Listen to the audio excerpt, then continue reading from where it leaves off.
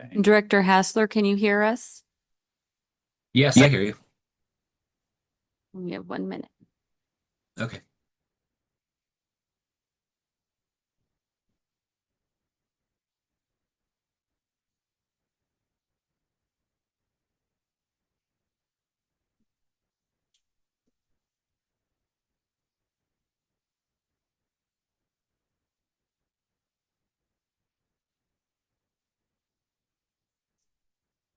Okay, it's 6 o'clock and I'll call the meeting to order. This is the Moraga-Orinda Fire District regular board meeting for October 15th, 2025. We have a 6 p.m. closed session and a 7 p.m. open session. Marcia, can we get a roll call? Oh, Excuse me, sorry. Director Jorgens. So since there's only two directors in present right now, I don't think we can You can't start do quite this yet. Okay, we gotta wait for, I understand Director Hassler's on Zoom, but I think we have to have three actually physically in this room. you're right. Sorry. Sorry, I thought Director Danziger just walked in. He was here. I think he went to repark his car Oh, because he drove up here. I forgot about that rule. Thank you. Good catch.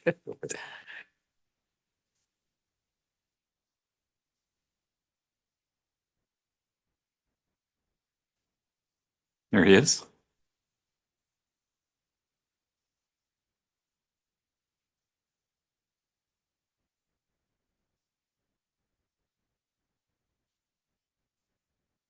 Everybody's showing up.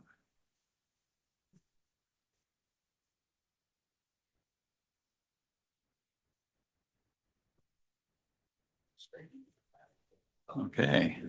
Do I need to start over again? Hello. No. Okay. Yeah, thank you. Appreciate it. Good evening. Nice traffic, huh? What's that? Nice Oh traffic. my God, I was wondering what was going on with that. Yeah. Oh. Okay. It's 6 o'clock. I'll call the meeting to order. This is the Moraga-Orinda Fire District, October 15th, 2025 board meeting. Marcia, can we have a roll call, please? Director Danziger, Here. Director Jex, Here. Director Romer, Here. President Hassler, Here. and he's participating by Zoom from Florida, and Vice President Jorgens. Here. Okay, can we have the Pledge of Allegiance? I pledge allegiance to the flag of the United States of America and to the republic for which it stands, one nation, under God, indivisible, with liberty and justice for all.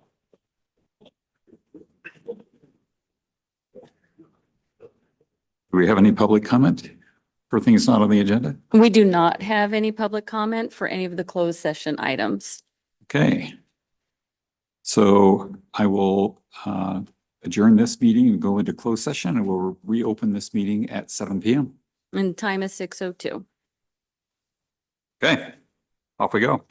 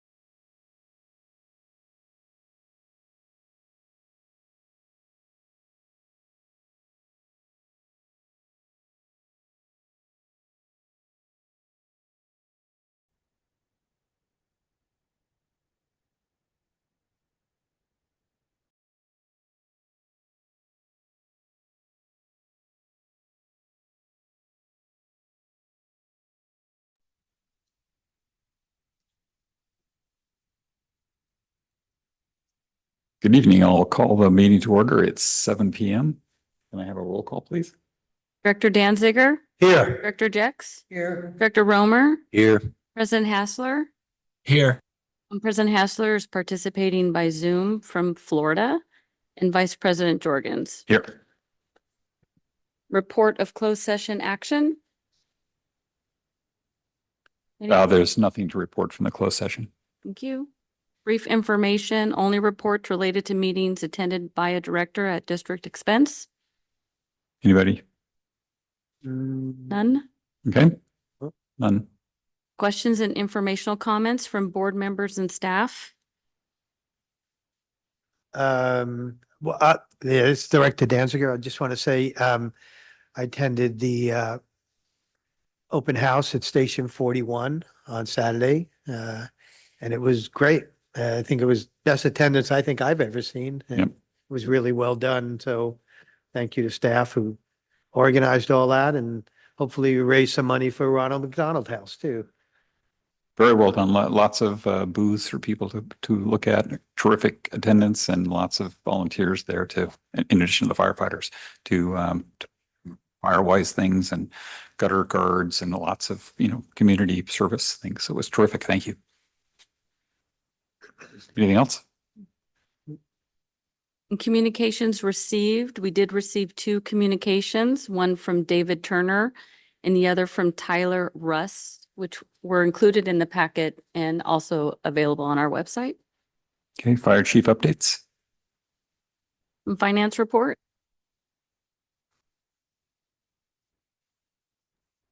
Good evening, directors. I have a brief finance report this evening. We'll start with the strike team reimbursement update. For fiscal year 2025, the strike team receivables 1.8 million. Speak a little closer to the mic. You're hard to hear. If you could. Oh, sorry. Maybe turn up my microphone a little bit. The strike team receivable for fiscal year 2025 is $1.8 million. Payments received are 1.6, and there's a net receivable outstanding of $195,000.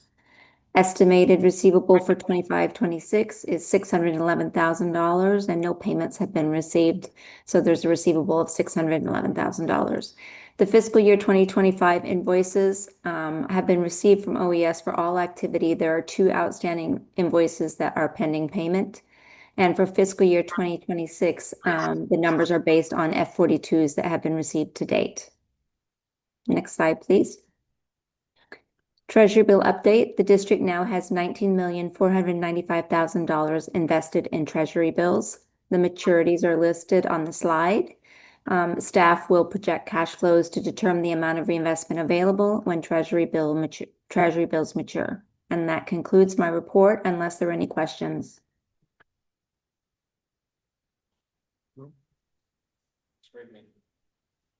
Human resources update. Good evening, directors. The single role ambulance staffing implementation continues. For single role EMT, we have 4 candidates in the background process who will start on November 3rd. For senior single role paramedic and single role paramedic, recruitments are currently open with a first review of applications on October 20 and a final filing deadline on October 31. The oral board and testing will occur on November 17th. And we are pleased to welcome 4 new single role employees who started work on September 29th. This concludes the report. Great. Okay. Okay, thank you. Fire prevention report.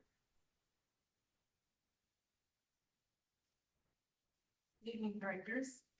Fire prevention report for September 2021. And I'm going to have you go ahead and press the unmute on the. Perfect. Good evening, directors. This is the fire prevention report for September 2025. Exterior hazard abatement inspections continue. However, they have begun to slow as inspection season winds down. Vegetation compliance is improving as we are working to close open cases. Next slide. These cases continue to drive the need for MOFD chipping once a week. State mandated school inspections began in September. 11 were inspected. Apartment inspections continue to result as we follow up on compliance. Plan reviews have surpassed the 2024 total of 335, with 342 completed as of September. And lastly, the home hardening grant program remains active as gutter guard and vent mesh orders are filled. End of report. Craig, I have a couple of questions. Sure, please. Couple of questions, Director Danziger here.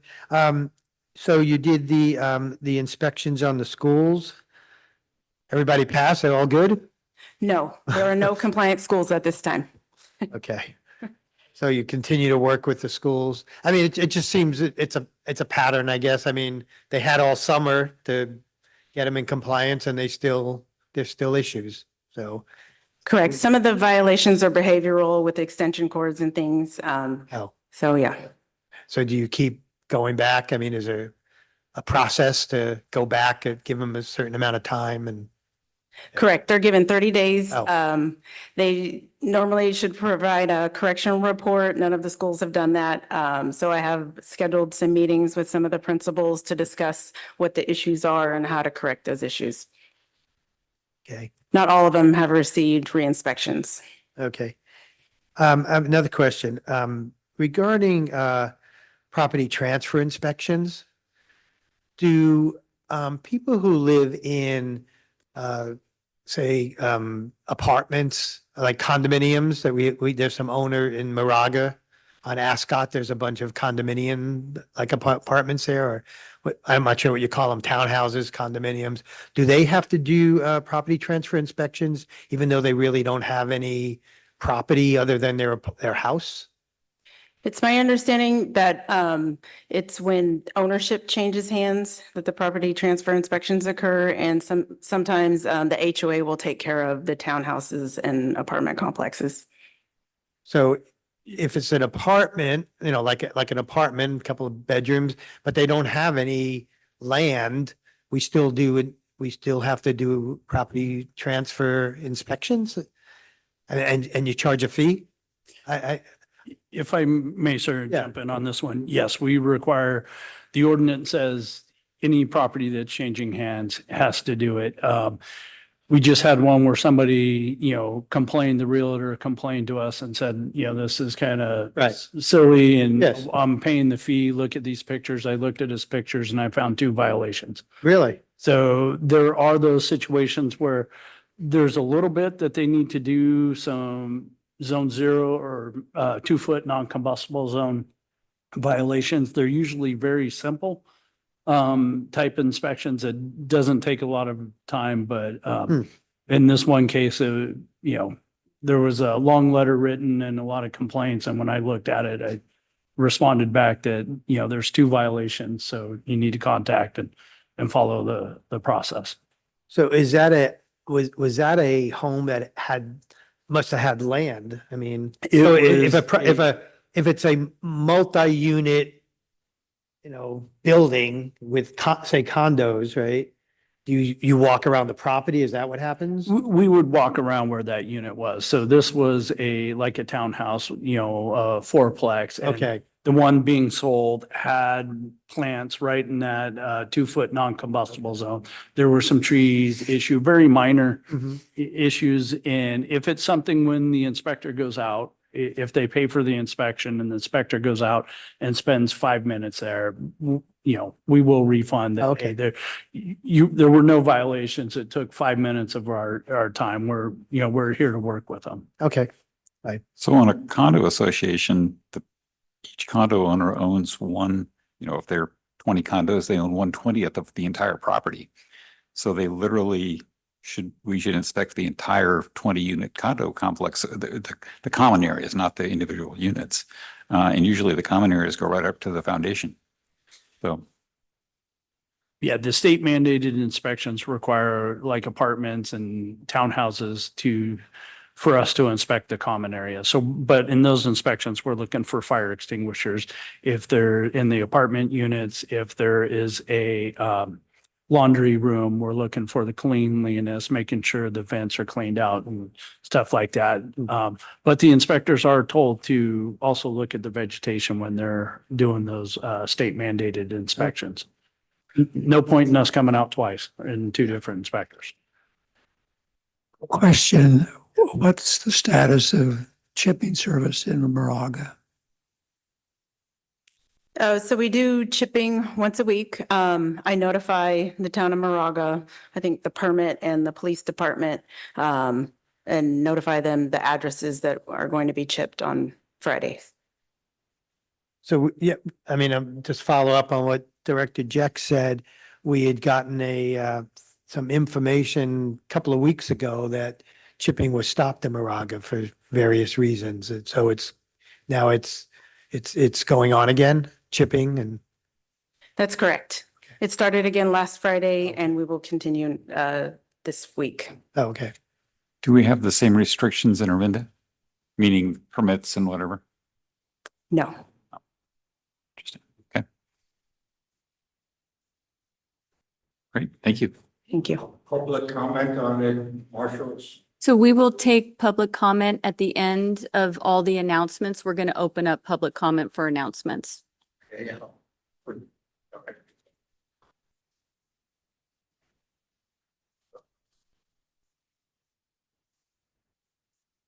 Operations. Hi, good evening, directors. Be given tonight's operations report since our last meeting. Next slide. Beginning with, we just heard from Glorianne on our human resources updates. As she mentioned, we have completed our 2-week onboarding of our single role paramedics. This is a couple pictures of some of the evaluations that they've done during the 2-week and simulations led by our ambulance supervisor, Mr. Niels Tangerlini, and have worked through. I want to recognize the work completed by our firefighters and staff that have volunteered to step up for the extra work. And that picture to your right is firefighter paramedic Matt Cooper, who's taken a strong lead along with many others, and have volunteered to take different components and teach culture within our organization, standards, review county policies, and a whole range of different other items to bring them up to speed as they head on to our field evaluation, which they're in currently. Next slide. And this is another picture taken at Station 41. This is a cones course. This is low speed, high maneuverability, which we see not within our agency, but nationwide, where most of the fender benders and accidents happen. So this is a driving demonstration during the 2-week onboarding that the employees completed as well. Next slide.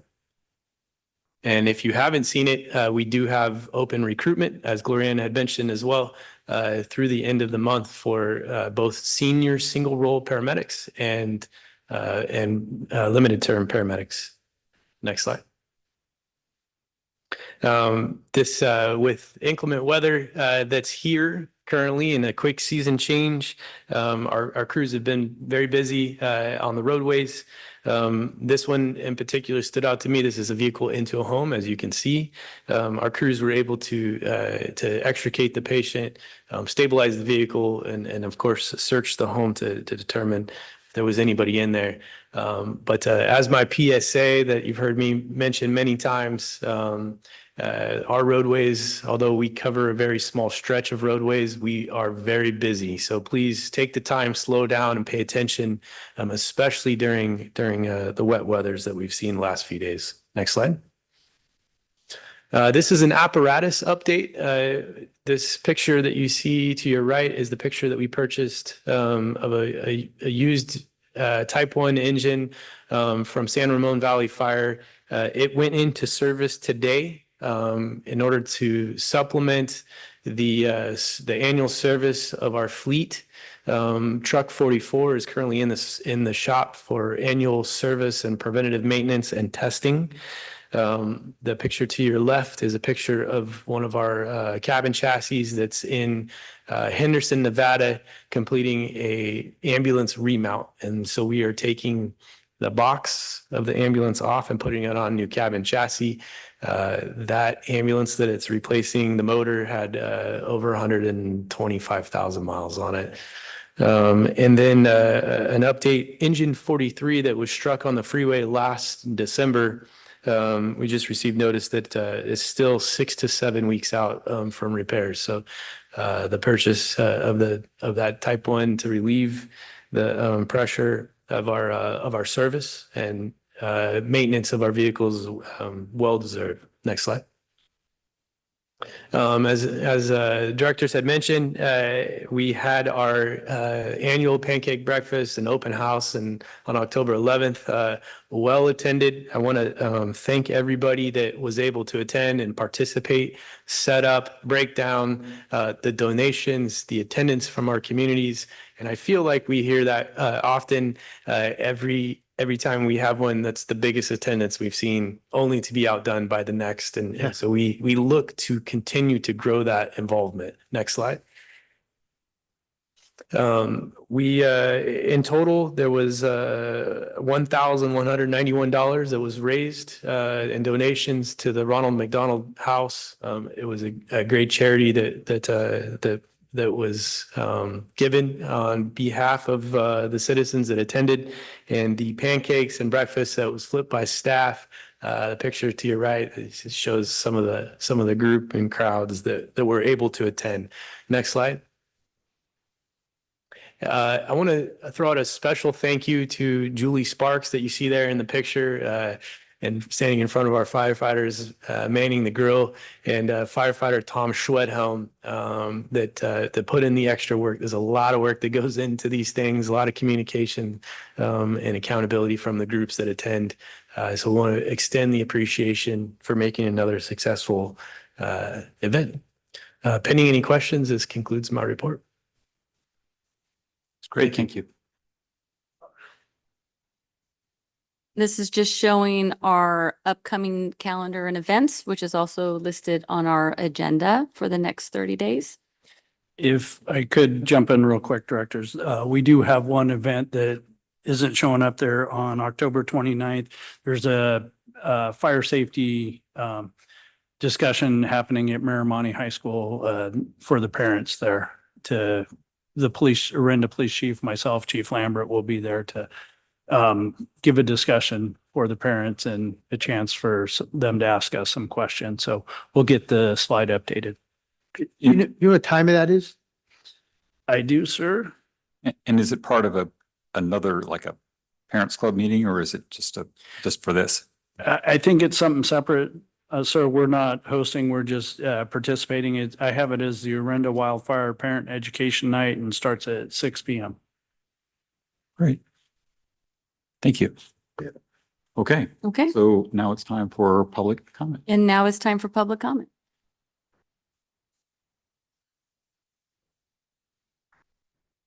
Good evening. As I think you all know, my name's Nick Warrenoff. I'm a longtime resident of Orinda. I also have way more experience than I wish I had in dealing with the Orinda Union School District.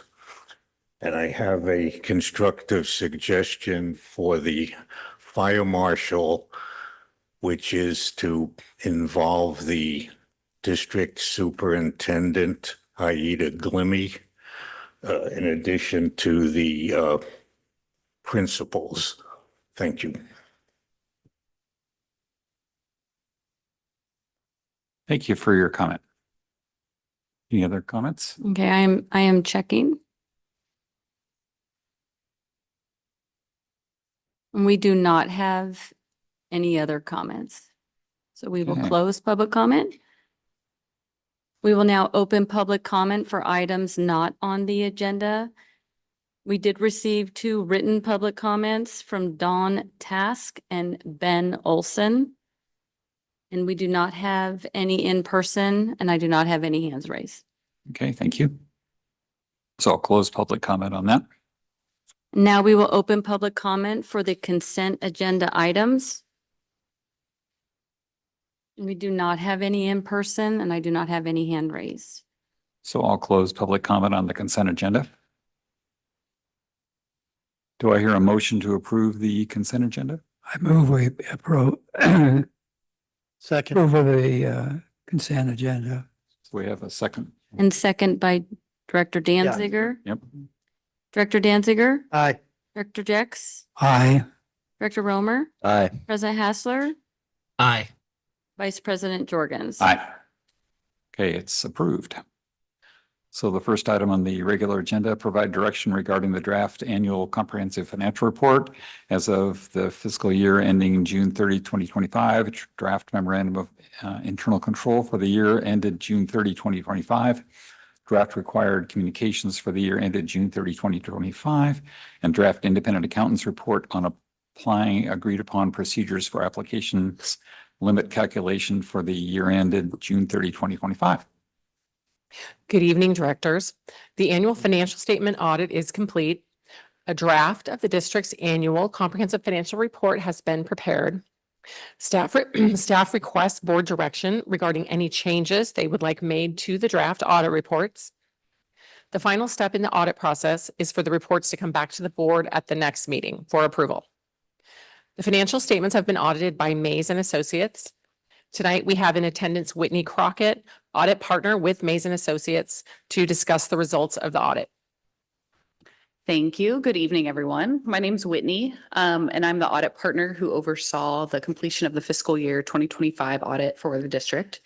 I discussed my audit overview, scope, and responsibilities when I met with the audit committee members in May. We completed our interim phase of the audit in April of 2025, and that's when we tested the internal controls of the district. And then in August, we completed the final phase of the audit when we tested the year-end balances and wrapped up the financial reports. Our audit consisted of 2 full weeks with a team of 4 of us, and we spent 1 day in the field at the district offices for each of the 2 weeks of the audit. And then I met with the audit committee in September to discuss preliminary audit results and go through some questions. So the first item or document that you have in your packet is attachment A, which is the annual comprehensive financial report. And if you look at page 17, that's where we have our audit opinion. And we gave the district an unmodified audit opinion, which is the cleanest audit opinion that the district can get. And also, I do want to mention that in the opinion, there's an emphasis of a matter for a change in accounting principle. And what that is basically the district implemented GASB Statement 101, compensated absences during fiscal year 2025. And as a result of that, it required the district to restate net position for the entity-wide statements and also accrue an additional amount into the compensated absences liability to accrue sick leave, as that's a requirement under this new accounting pronouncement. So it resulted in an additional liability for compensated absences. And this is further discussed in Note 1S and Note 6 to the financial statements. And then on page 111 of the report is our independent auditor's report on internal control over financial reporting and on compliance. And there's nothing to note in there. There's no findings. And then attachment B is our required communications. And that's where we would discuss our responsibilities, our scope, ethics, any difficulties encountered. If we had any material misstatements to report to you, we'd have them in there, but there's nothing unusual in there except for the implementation of GASB Statement 101. And then attachment C is our memorandum on internal control. And that's where we would identify any significant deficiencies or material weaknesses of the district that we noted during our audit. There are none to report to you, so there's nothing in there like to note. And then finally, you have attachment D, and that's the GAN limit agreed upon procedures report. And there are no exceptions in that report. So now I do want to cover some things that happened during fiscal year 2025. And this is further outlined. I'm just going to cover like the high level overview. Everything else is really detailed in management's discussion and analysis, which is on page 21 of the ACFR or the report that's in there. So high level overview, restricted pension assets increased by $3 million due to contributions that the district made and also investment earnings. And then depreciable capital assets decreased by about $1 million due to current year retirements of capital assets and depreciation. So some of you may remember that the district increased the capitalization threshold during or in the prior year, up to $40,000. And as a result of increasing the threshold, the district retired any assets that had an initial cost of $40,000. So as part of that cleanup of, increasing that threshold, assets that were below that initial cost of $40,000 were written off. And that's in line with, number one, the district's policy, and also GFOA, which is the Government Finance Officers Association, their best practices. And they recommend that that threshold be assessed every now and then, just to make sure that there's not additional time spent on immaterial assets that the district is holding on to. So that's all good. At June 30, 2025, the GASB 68 pension related deferred outflows decreased by nearly 16.8 million. The net pension liability decreased by 7.2 million, and then the deferred inflows decreased by 7.2 million. And that's due to a combination of things. So the management's discussion and analysis really talks about all the reasons for those changes. And then finally, the compensated absences liability increased by 1.7 million due to implementation of GASB 101, which again, the impact to the district was that sick leave is now incorporated into that liability, so it increased. One more thing, the district general fund unassigned reserves increased by 1.7 million to about 22 million, which is about 57.1% of budgeted general fund revenue as of the end of the fiscal year. So that's above the district's reserve policy. So yeah, that's all from me this evening. And I just wanted to say the audit process went smooth. We got everything that we needed, and the team and staff are really helpful. So there were no issues on our end. So that definitely helps with getting the audit done. So any questions? I have, this Director Danziger. So GASB 101 was implemented. You talked about that. Yeah. And I'm looking at the other accounting pronouncements, 102, 103, 104. It looks like 102, it looks like it's implemented. It didn't have any impact. Correct. What about 103 and 104 that the district is evaluating? Are these something that don't have to be done immediately and we can?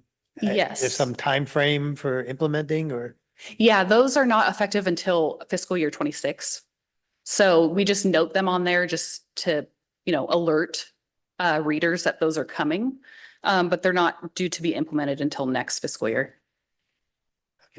Okay. So you can implement them earlier, right?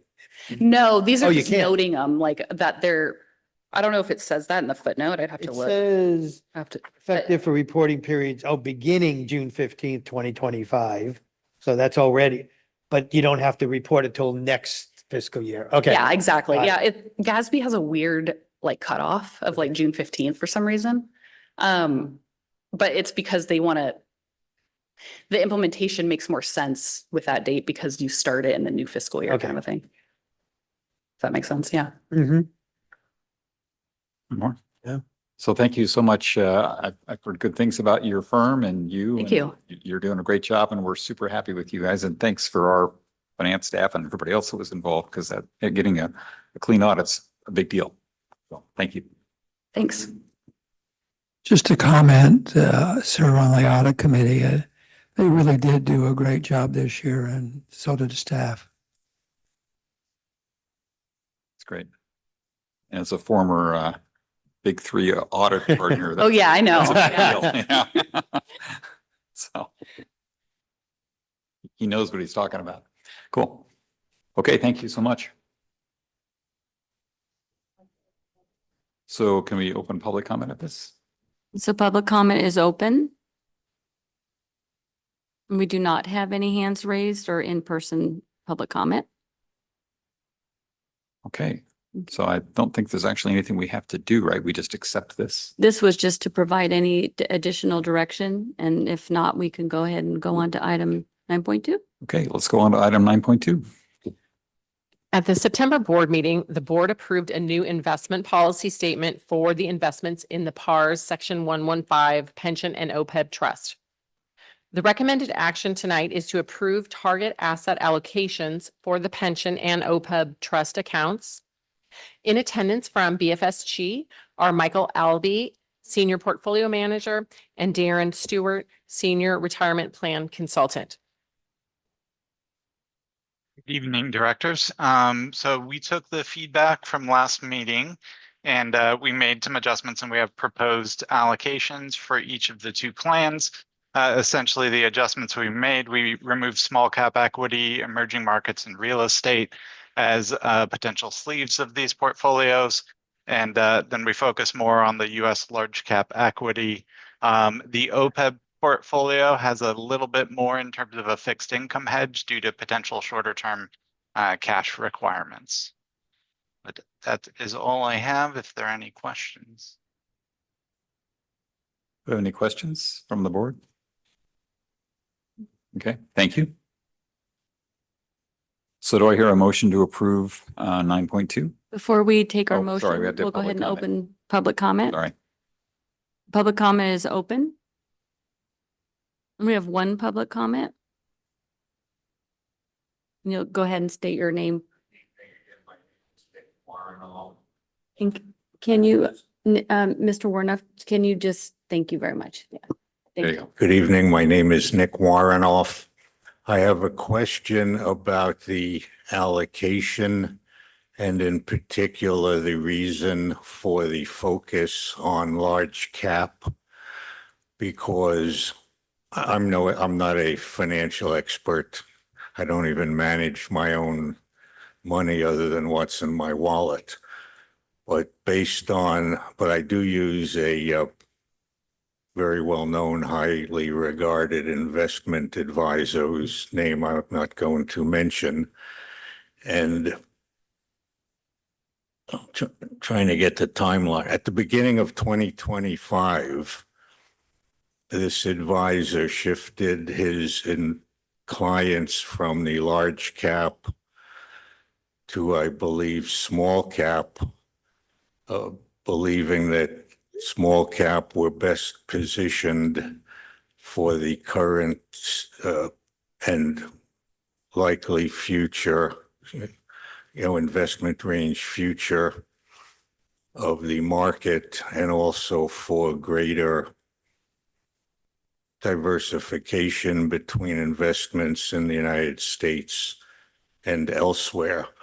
So I would ask, I guess I would ask the board to ask the presenter to respond to my comment and to explain why that decision was made. I have no question about the real estate or the other things that were removed, but this particular point jumped out at me. Thank you. So I guess if someone wants to ask the Yeah, board. I would. Darren, did you hear what Mr. Warnoff said? Absolutely. I was able to hear most of it. And is it okay for me to answer? Or? Sure. Sure. Sure. So I think a combination of the focus on large cap US equity is one, yes, small caps, definitely have a higher standard deviation, definitely more risky, do have for the opportunity for higher gains in certain environments. But there's also a large percentage of small cap companies that are not profitable and that provide additional risk. And I think with the board going with a definite focus on the large cap stocks, which are definitely diversified, both in terms of product lines and revenue, and having a good size allocation to equities in general, that the avoidance of the riskier and the non-profitable small cap companies makes sense. Okay, thank you. Okay. Does the board have any questions of our presenter?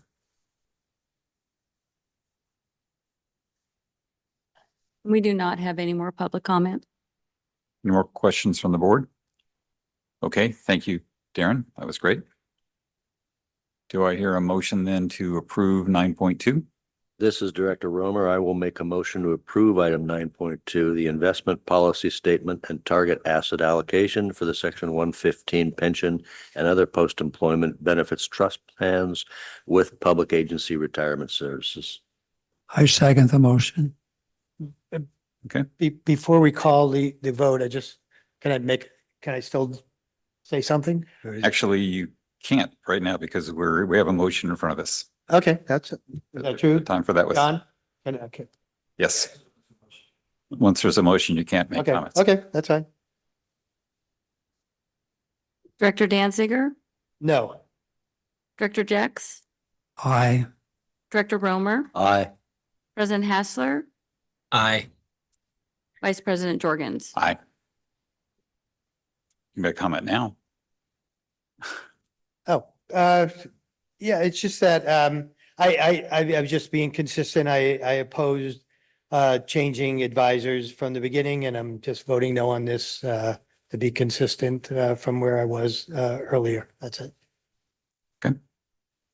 Okay, 9.3. Considering the establishment of a monetary grant program to promote district activities ad hoc committee. Good evening, directors. At a previous board meeting, it was requested to have a future agenda item to discuss potential funding for local nonprofit organizations. Fire Safe Moraga-Orinda contingent it confirmed its nonprofit status. At that time, we didn't have a request from them for any funds or anything. I sat down with Mark Evans to understand what they were needing, and right now they need some additional assistance with communications. And we have the ability to provide that through our emergency preparedness coordinator. But I also worked with district council to get information and understand the legality of the situation. And staff was recommending that we further explore this concept by establishing an ad hoc committee to develop objective criterias that the board could use or staff could use to determine if giving money to a nonprofit was appropriate.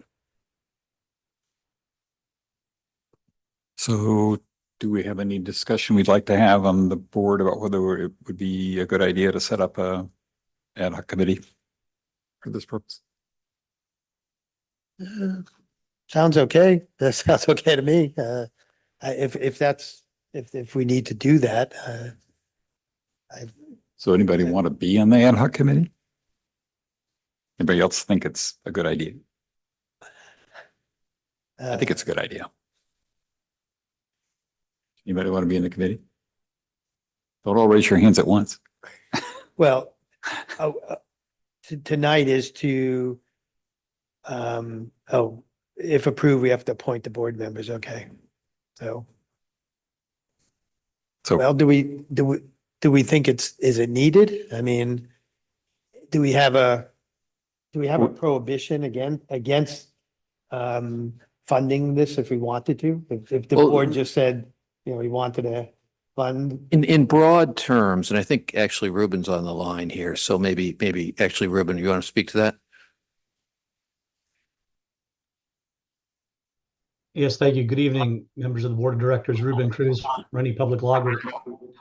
Yeah, there's no direct legal statutory prohibition on providing funds to a private nonprofit that is basically promoting the items and the issues that the district is able to perform, such as fire prevention, fire suppression, and so forth. And so there's a public purpose associated with that, and there is statutory authority for it.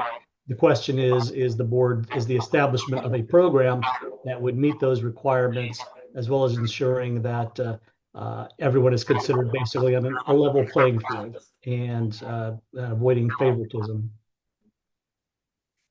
So I think that the purpose of the committee would be to, as it says here, to explore the idea of giving money to whatever grant program, we get presented with grant programs now and then, and to see if we can come up with objective criteria to be able to evaluate proposals that are made to the board to give out grant money.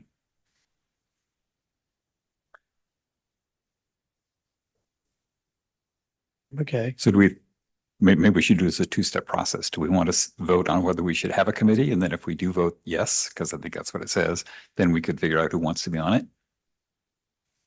So do I hear motion or more discussion on whether we should have the committee in the first place?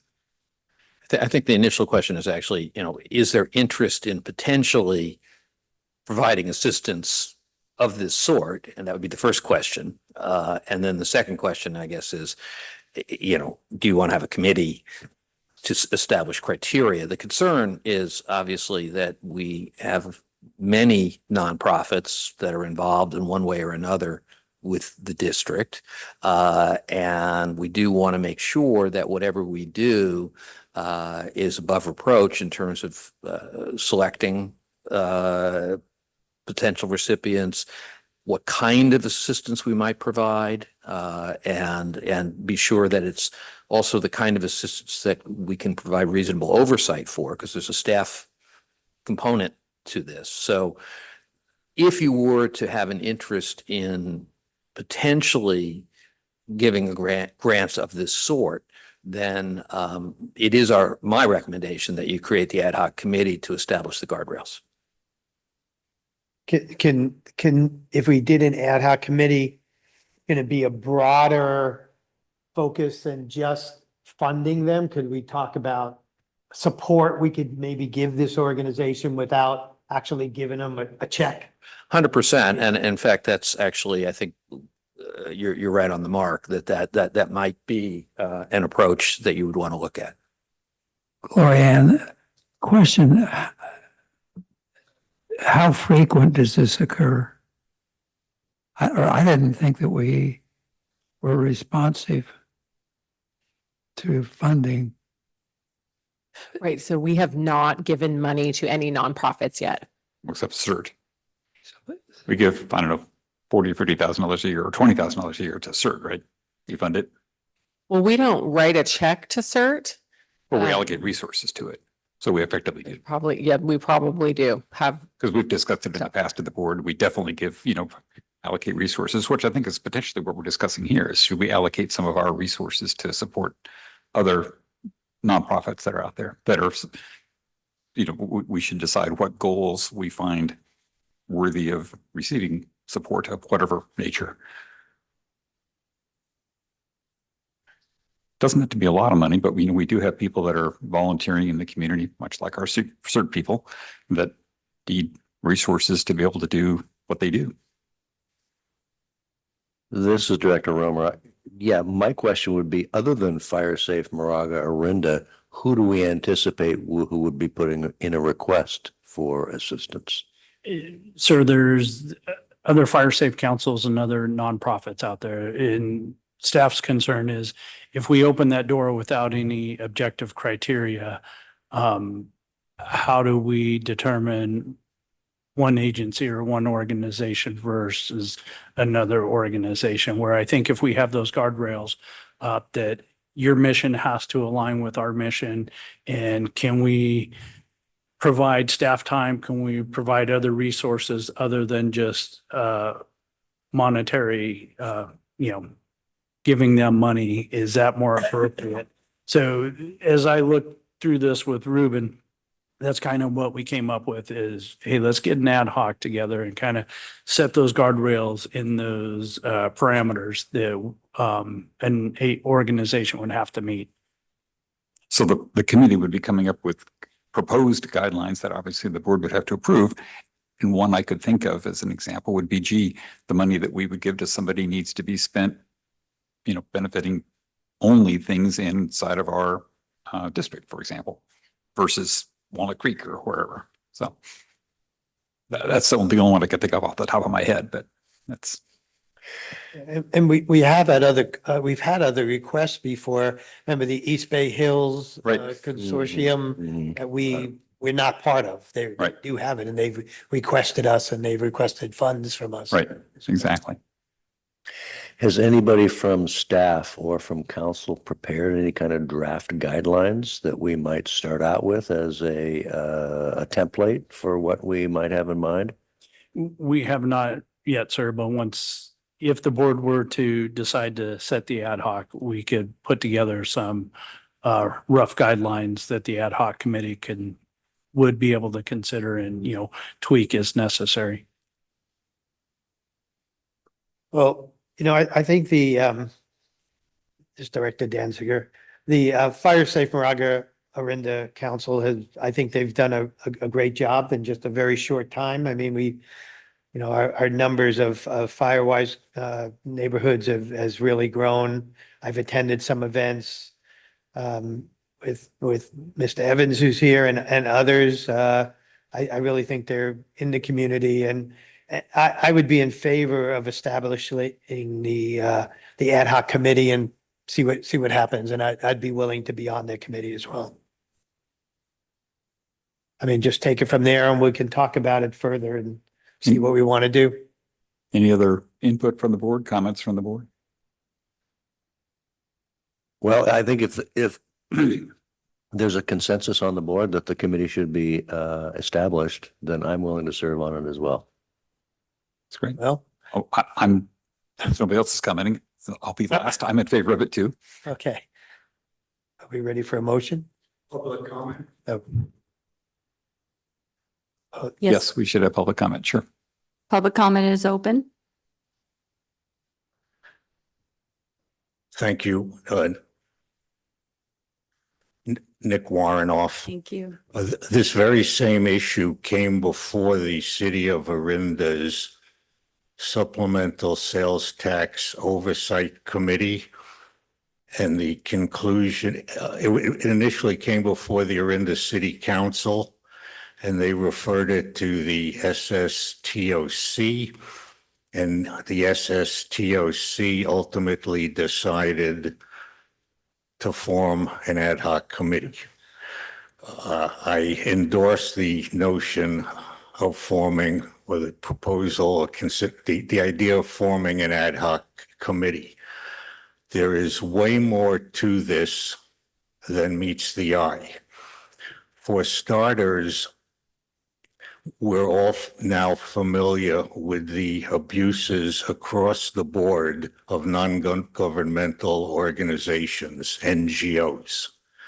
And I think that we should, and it's very different when you write a check to an NGO than it is from devoting your own resources.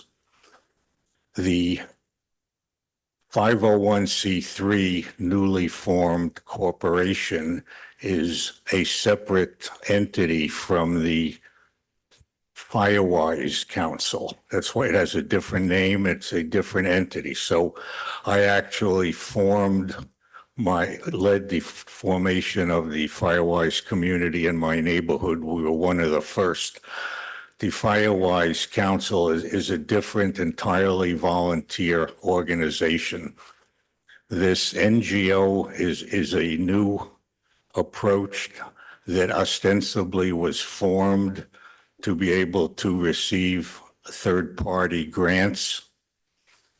But the presentation to the Orinda SSTOC included a request by Mr. Evans that he be paid a six-figure salary, that another person, Rob Schroeder, be paid a salary, and that a third person be hired at a salary to do outreach.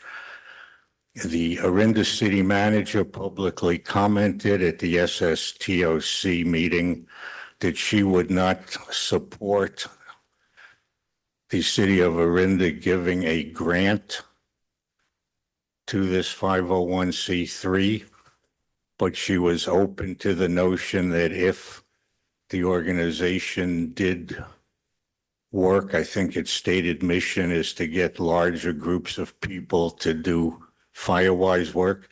She was open to the notion of presenting to the Orinda City Council requests for reimbursement as distinguished from giving money up front.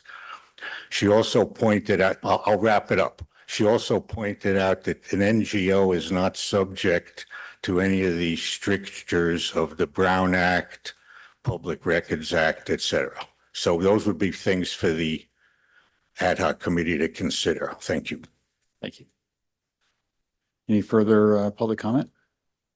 We do not have any more hands raised, and we do not have any more in-person public comments. So do I hear a motion to form the committee?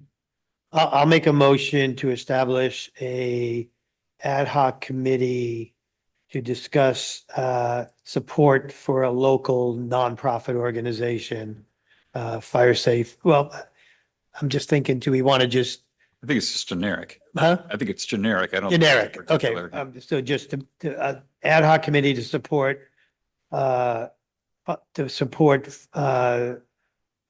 sort of local develop, nonprofit organizations, right? well, to discuss the criteria under which the fire district could support them. Could support, okay, I'll second the motion. okay. You got that, Marcia? Yeah. Okay, Director Danziger? aye.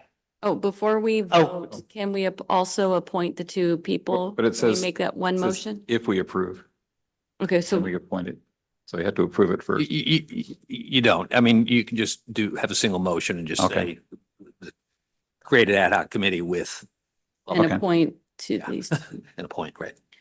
So your motion would continue and appoint Oh, So we have two Director volunteers. Danziger Greg- and Director Romer. to- Greg, do you want to, Director Hassler, are you interested in being on it or are you happy? No, with- I don't need to be on that committee. Okay. Anybody else? Just want to make sure we're being democratic here. So So we'll do you want to amend modify your it to have you motion. two be on it? did you want to be on it? No, that's fine. Okay. Oh, okay, okay, so yeah, and so to establish the ad hoc and appoint Director Romer and Director Danziger to be on that committee. There you go. Do we have a second? I'll second the motion. Director Danziger, Aye. Director Jex, Aye. Director Romer, Aye. President Hassler, Aye. Vice President Jorgens. Aye. Motion passes. Thank you. Okay, 9.4. Good evening, directors. At the August 2025 meeting, a director requested a future agenda item to discuss development impact fees associated with new housing projects and potential service demand such developments may place on the district. Staff has reviewed the applicable statutory framework, relevant attorney general opinions, and the role of the local agencies in the connection with such fees. I've worked with district council on this to better understand it. In short, the fire district doesn't have the authority to do that. We do have the ability to ask the city, town, and the county to do that on our behalf. That would require us to do a study to determine if the impact fees are even needed. So staff is seeking some direction from the board as to whether you want to proceed with a study or what the board would like us to do at this point.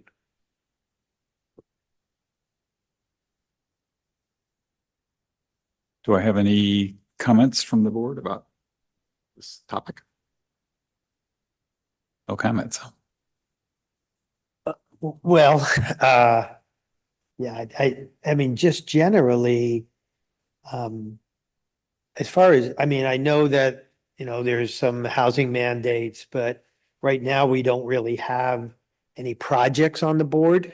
So, I mean, I don't know that we want to spend the funds right now to do such a study if it's necessary. Yes, sir. And I did some very preliminary searching, and what I found a cost was anywhere from say $80,000 to $100,000 for the study. And I have talked to the city and town manager, and they'd be interested in talking to us after the study was complete. So we would have information to provide to them on whether it was necessary or not. Any other comments? I'll make a comment if nobody else wants to. So my impression would be that, this means that the district has to put up a bunch of money up front to hope that the town of Moraga and the city of Orinda then decide to go forward with the program that would do this, that would potentially then charge fees to developers, which would then potentially go back and be, and help fund necessary equipment, buildings, whatever, that would be required to take care of.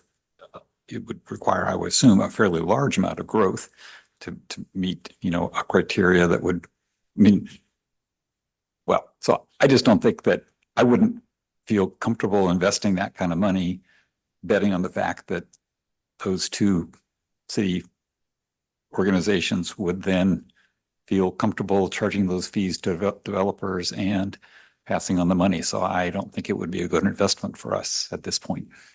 If in the future, those cities express an interest in doing so, that would be great.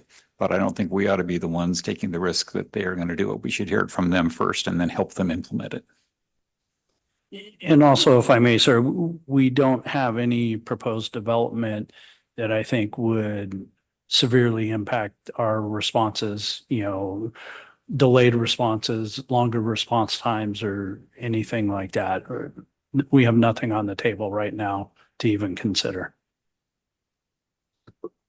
Other comments?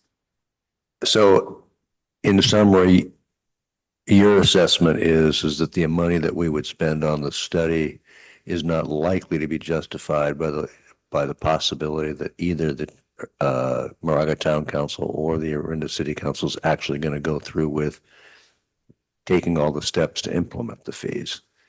Yes, sir. I don't feel that a study would show that the fees are necessary at the current time. Like I said, if we had some proposed development, large number of homes on the outside of the district where response times would be extended, there might be a need for new fire stations and some infrastructure like that, but we just don't have that. So this wouldn't preclude us from taking this up at a future point if circumstances change. But at the present time, it doesn't seem to be justified by the likelihood of the fees actually being implemented by the town council or the city council. That's correct, sir. We could absolutely take this up if the situation changed. Thank you. Any more comments from the board? I'll open it up to public comment. So public comment is open, and we did receive one written correspondence from Nick Warrenoff, which was forwarded to the directors and included on our website. Thank you. Let me address the timing issue because that seems to be the number one concern. The state housing mandate requires the city and the town to zone for a 30% population increase. That rezoning is currently in process, as you saw from one of the other letters in the public comment.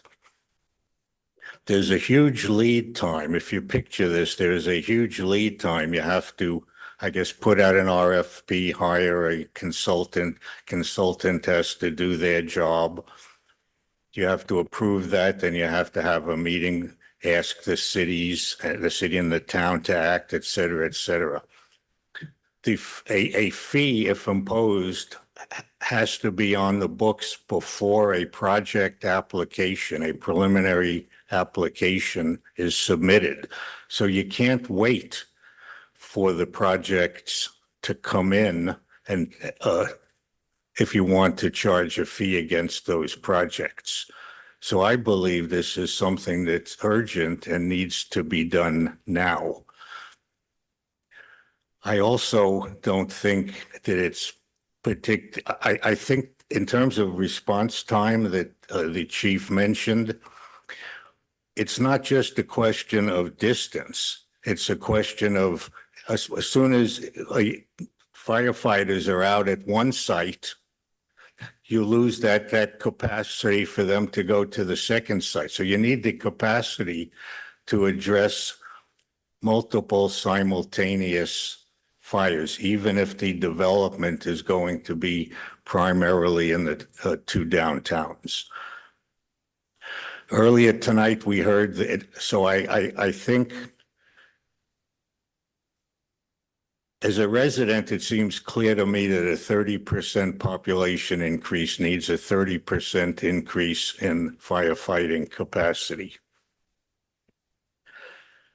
It just seems, in terms of it just seems obvious to me, but we can await the Nexus study. We heard earlier that you have 19 million in treasury bills, treasury notes. I think this $80 to $100,000 is a rounding error when public safety is at stake.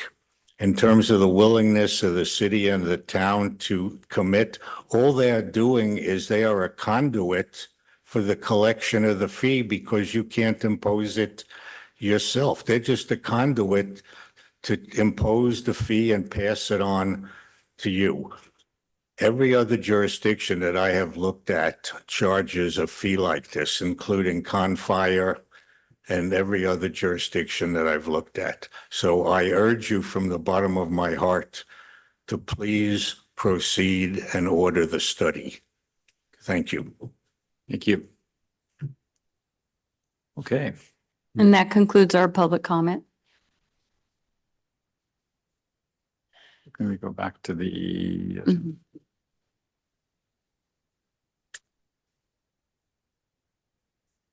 We're getting there. Okay.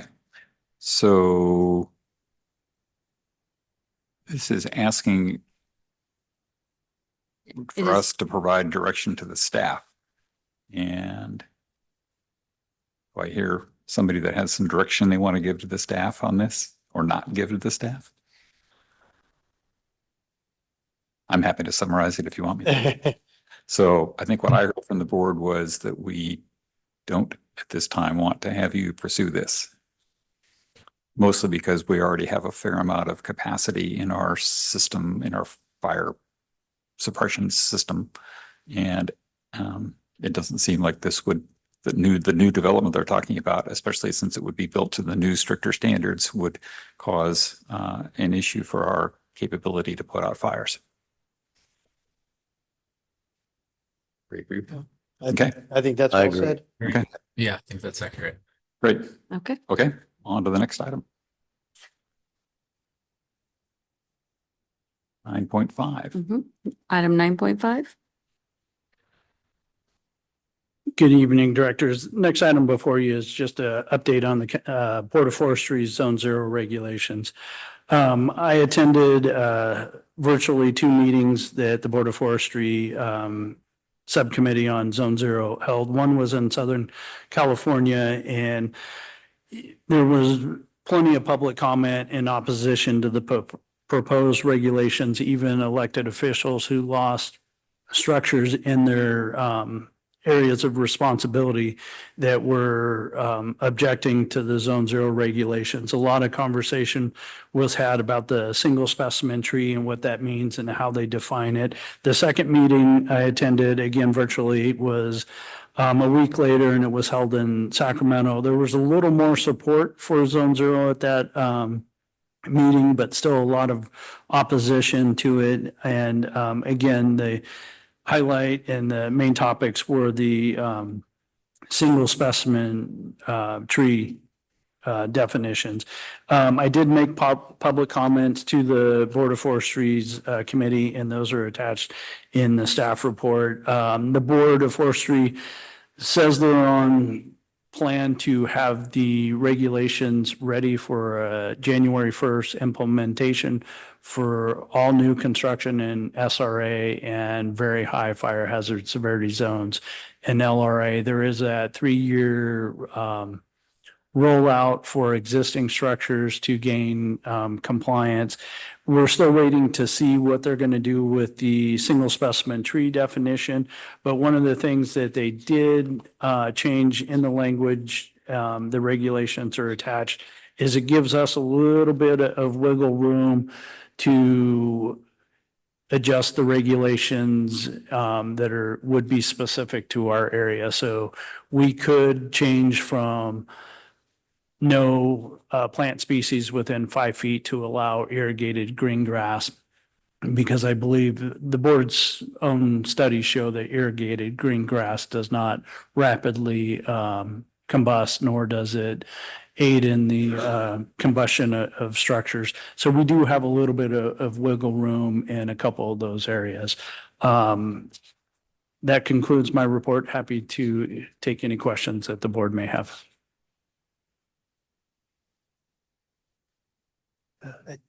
I just wanted to ask you, I did not attend the Southern California meeting. You were there. And, it says the majority of public comments oppose the proposed regulations. Just generally, what are their objections? I mean, these are area that had these devastating fires last January. I just wondered what their objections, what's the main objection? I don't No? think I could Is it, put my finger on any specific, but there were numerous comments that I don't like the way my property will look. Oh. I've spent a lot of money, the cost, the science isn't, okay, proven, the reports from IBHS and the Board of Forestry haven't been peer reviewed. Those were kind of the majority of the topics heading down Okay. that road. had nothing to do, did have it, because I've read some of this, that there are some areas that are saying that like vegetation surrounding a home might be like a wall for the flames or embers getting to homes and, Yes, sir. you know what I mean? It's, There were some comments that the vegetation acts in two different ways to protect the homes. One, it prevents the embers from getting in the vents and areas that will catch the house on fire, but that one doesn't seem logical because if those embers can land on your house, catch your house on fire, why couldn't they land in the vegetation, catch the vegetation on fire? The other was the plants surrounding your house absorb enough of the heat that it drops the temperature enough so it's not going to the radiant heat catch your house on fire. And again, there's no science to back that up. okay. This is Director Romer. I have a quick comment and question for Chief. The comment is, I want to commend you on the letter that you wrote. I thought it was very well stated, and I hope that it was as persuasive to them as it appears that it would be to me. The second is, as you mentioned, a wiggle room, and I'm looking in specifically at section 1299.05. This is on page 300 and also page 7 of the, I guess, the most recent regulation draft that the Department of Forestry is looking at. And is that what you're talking about when you mentioned the wiggle room that it gives us? This specifically says the provisions of these regulations are not intended to exclude alternative methods not specifically prescribed by these regulations. A fire expert designated by the director may approve alternative practices which provide for the same practical effects as those stated in these regulations within the SRA. And then later on within the LRA, the local responsibility area, the authority having jurisdiction may choose to develop alternative practices for zone 0 compliance that take into account local variations. And then they give some examples of this. And then later on, the alternative practices shall be supported with a finding by the authority having jurisdiction that the alternative practices provide for substantially similar practical effects as those stated in these regulations. This is a new paragraph. Yes, sir. Right. It has recently been added. And it seems to me that that really provides, I guess, more than a lot of wiggle room. With a particular finding, it looks like it gives, I see council nodding. Do you want to comment on, but as I'm looking at this, I'm kind of wondering what it means, because as I read it, it wiggle room seems pretty big.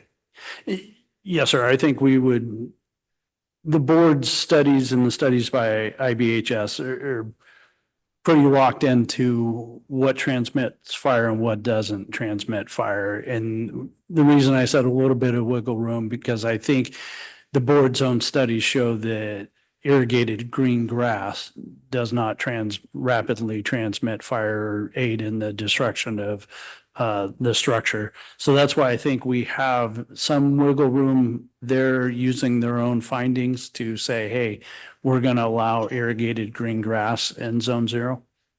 And that is a substantial change. As I recall before, Chief Winokur was concerned that, I mean, it may be irrigated at some point of the year, but if it stops being irrigated, Yes, sir. But they have that in trees, so you can't have dead material in the trees. So if it was irrigated in April and then we go back in June and they're not watering the lawn and it's now dead, now it's a violation. then it's a Now we- violation, yeah. right?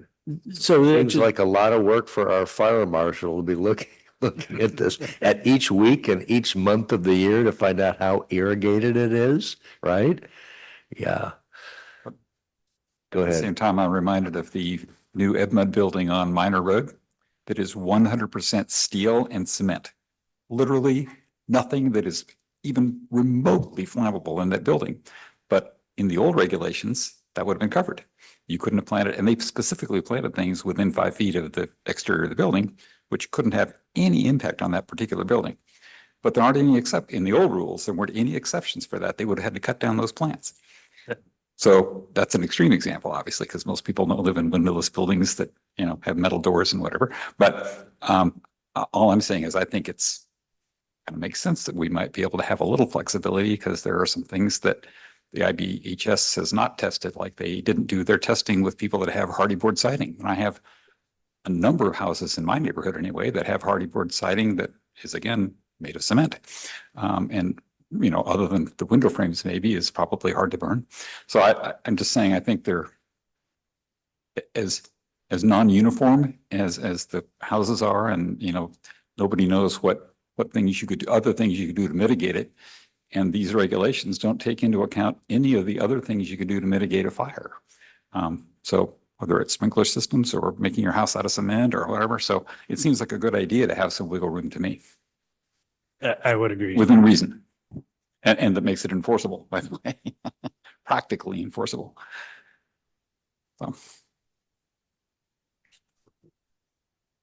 So I guess this was just information only, right? Correct, sir. Just information for the board. Do we have any? I have one more question. So the 3-year phase in, just assuming that something is gonna go into effect January 1st. Is it 3-year phase in for proposed for everywhere? And not new construction, but like in our district, for the state regulation, would it be a 3-year phase in for like the non-combustible fence within 5 feet? Yes, sir. So the current regulations are written for local responsibility area, very high fire hazard severity Okay. zones. So a couple things the board would have to decide, and we're kind of waiting for the Board of Forestry's regulations to come out before we bring it Right. back. But we're going to need to decide where we want zone 0. Is it district wide? Is it just in very high? Is it very high and high? What makes sense for us? And then my recommendation would be that we follow similar to the state regulations where there is a 3-year phase in, but instead of doing what we did with the juniper, which was, hey, you have 3 years to comply. And then we spent a good year and a half enforcing that because nobody did any work for that 3 years, is that we designate, okay, year 1, you're going to do A, B, and C. Year 2, you're going to do these. Year 3, you're doing these follow-on items that will then, by the end of year 3, bring you into full compliance. So my recommendation when we get to that point would be we set the parameters, what needs to happen each year. Okay, so if this does go into effect per this, what is it, a state law? State law. So then it's gonna have to come back to the board to make those kind of decisions. I mean, Yes, sir. Okay. Okay. I have one other comment. This is Director Romer again. I just read today, there is support in the legislature for accelerating the adoption of Zone 0. I think it was SB 396, Hmm. that I think the assembly people from Santa Cruz and somewhere else in the Bay Area had proposed that would accelerate the adoption of Zone Zero. It was passed and sent to the governor's desk, and the governor pocket vetoed it 4 days ago on October 11th, citing costs as the reason that he didn't do it. But I thought it was interesting that there is support in the legislature, not only for Zone Zero, but that it be implemented quicker than the 3 years. Okay. Any further comment on the board? Otherwise, we can take public I comment. guess, Public Yes. comment is open. We do not have any hands raised or in-person public comment. Okay, 9.6, review and provide direction on the draft ordinance 25-04 and 25-05, adoption of the California Fire Code and the 2025 California Wildland Urban Interface Code with local amendments. Good evening, directors. Once again, we find ourselves in the fire code adoption cycle. This year, we're taking a little bit of a different approach, bringing it to the board to seek if any direction or receive comments on any potential changes the board would like to see. Then our plan is to give it to the city, the town, and the county. They have a time frame. I think it's 30 days to ratify it and get it back to us.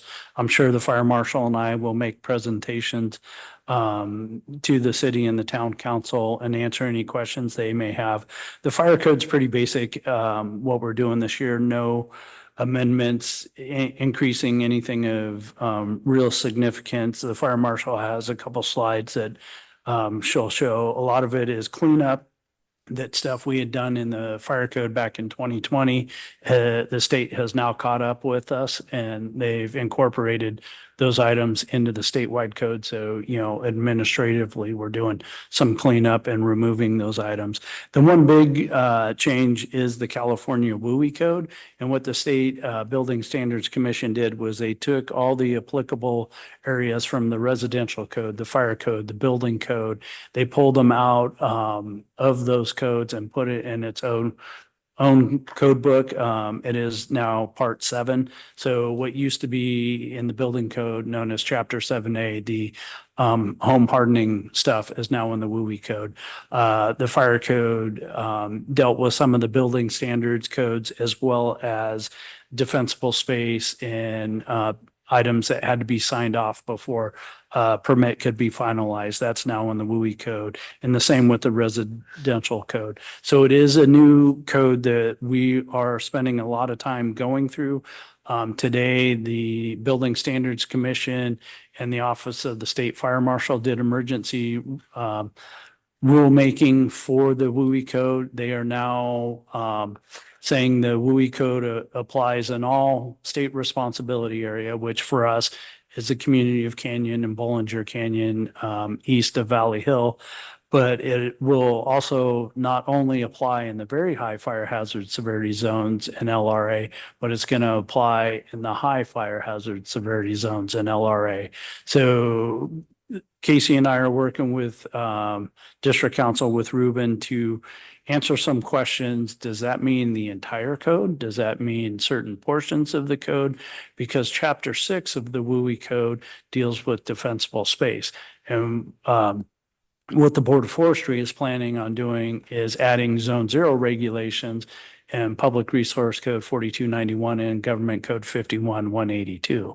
And Chapter 6 of the WUI code will spell those out. So as the state fire marshal telling us that these requirements are now going to apply in high and not just the very high.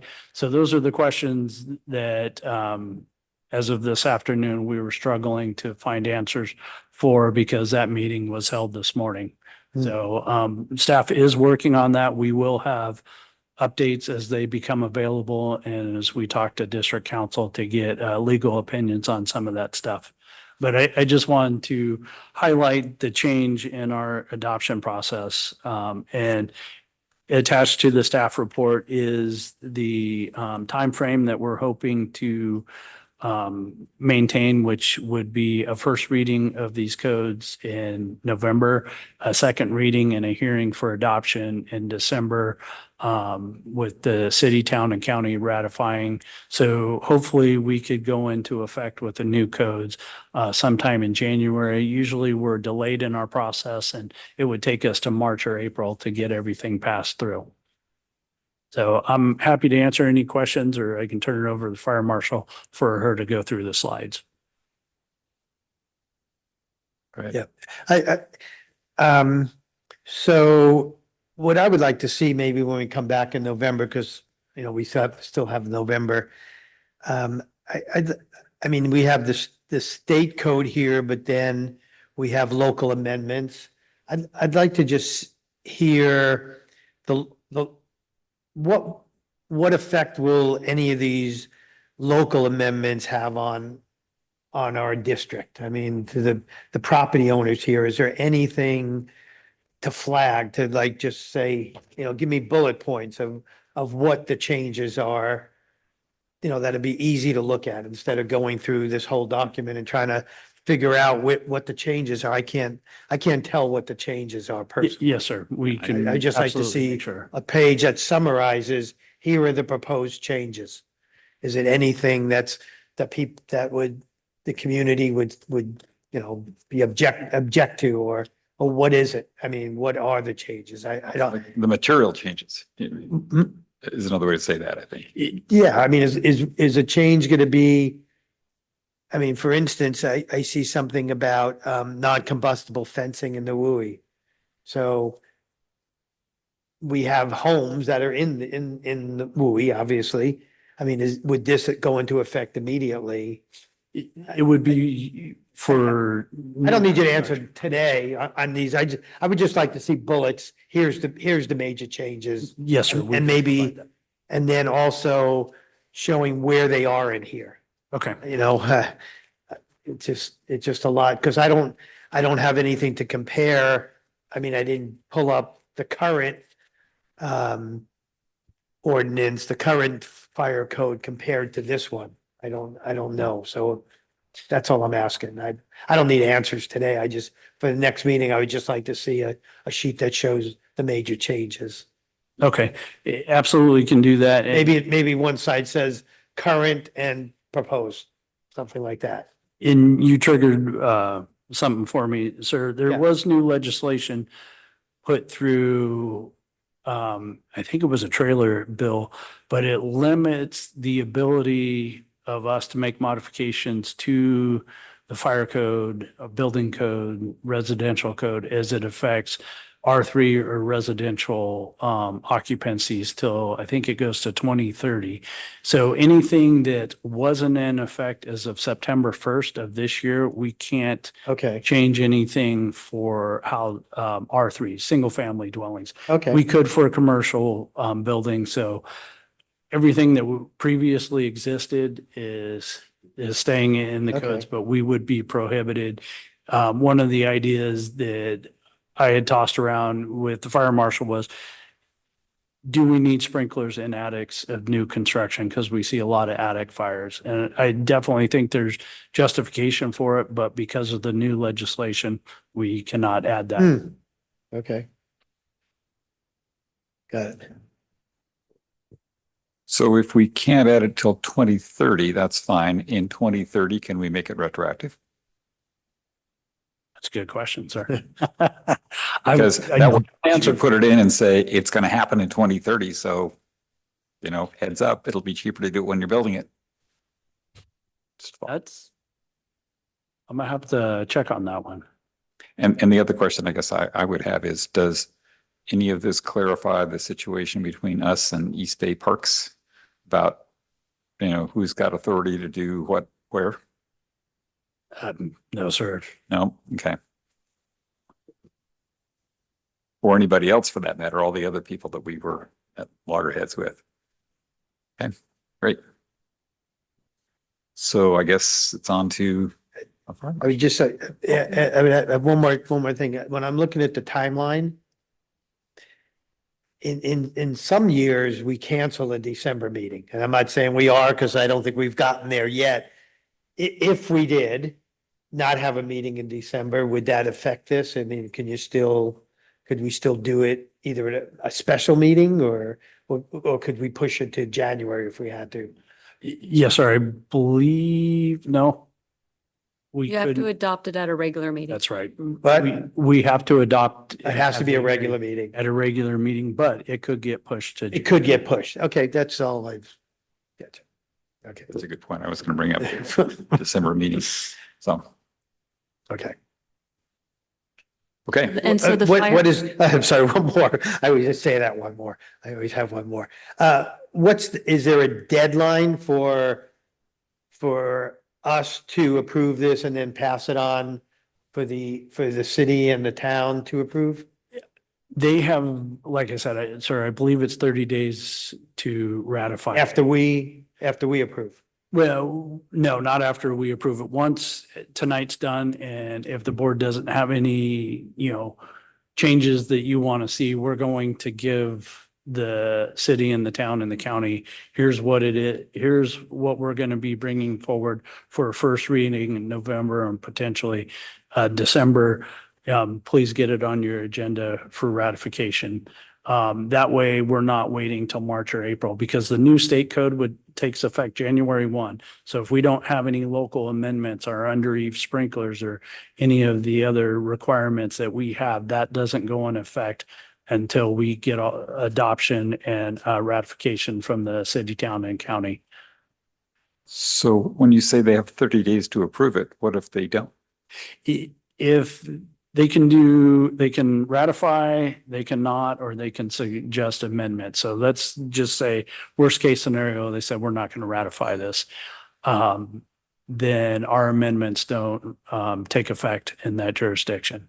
And there are places in the county where that does occur, where a jurisdiction says we're not going to ratify it, and they go by the minimum state code, not the local. So they can amendments. veto our fire code? I'm sorry, say They that can again. veto our desire to have our own fire code? It does have to be ratified by by Does- county and the, And is it that it goes to the state or just stays with what we currently have?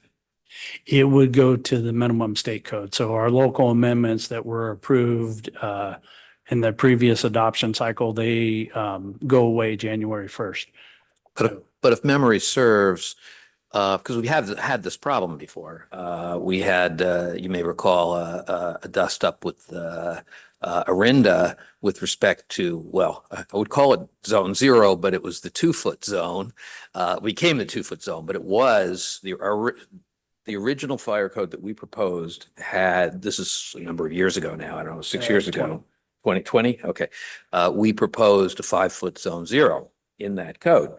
And Orinda Council had a not good reaction to that. And we ended up compromising on this 2-foot zone that we now have as a result of that. And it took many months going back and forth. In the meantime, our provisions, our additions were not effective. So of course we could really, really, really enforce the regulations we do have. So, okay. Yes, sir.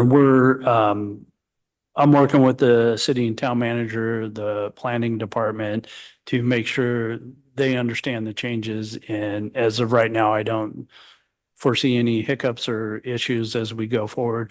One, because we're not changing what we started in 2020. We're not adding anything new. We're just keeping our basic amendments that we've had the last 2 code cycles. So what would the effect of the new state, we have a state mandate, but it says the local people can make changes. So if we can't make changes until 2030, how does that all work? We can't make changes that would affect R3 single family dwellings. They listed the occupancy to the R3s. So we can do commercial A occupancies, B occupancies. We can make amendments to those, but we can't do anything in addition to what we already have on the in our ordinances for single family dwellings. So our under eve sprinklers is still going to go forward in the local amendments because they were in effect as of September, 1 of 2025. We put those in it back in 20.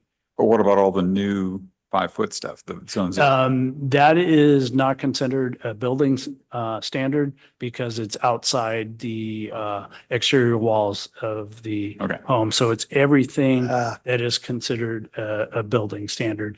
And they do exempt home hardening from those proposed that legislation. So one of the second things the board not the Board of Forestry, Office of the State Fire Marshal and the Building Standard Commission did today was to define what is home hardening specifically based on that legislation.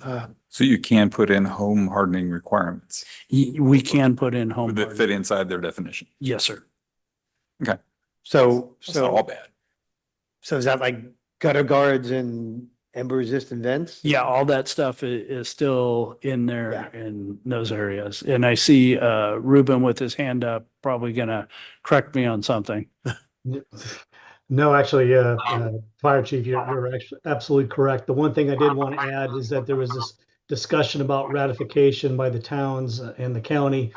That ratification only applies to the building standards that are included as part of the code, whereas the non-building standards, such as defensible space, would still be effective regardless of whether the cities and the county were to ratify or not ratify them. So the only thing they need to ratify are building standards.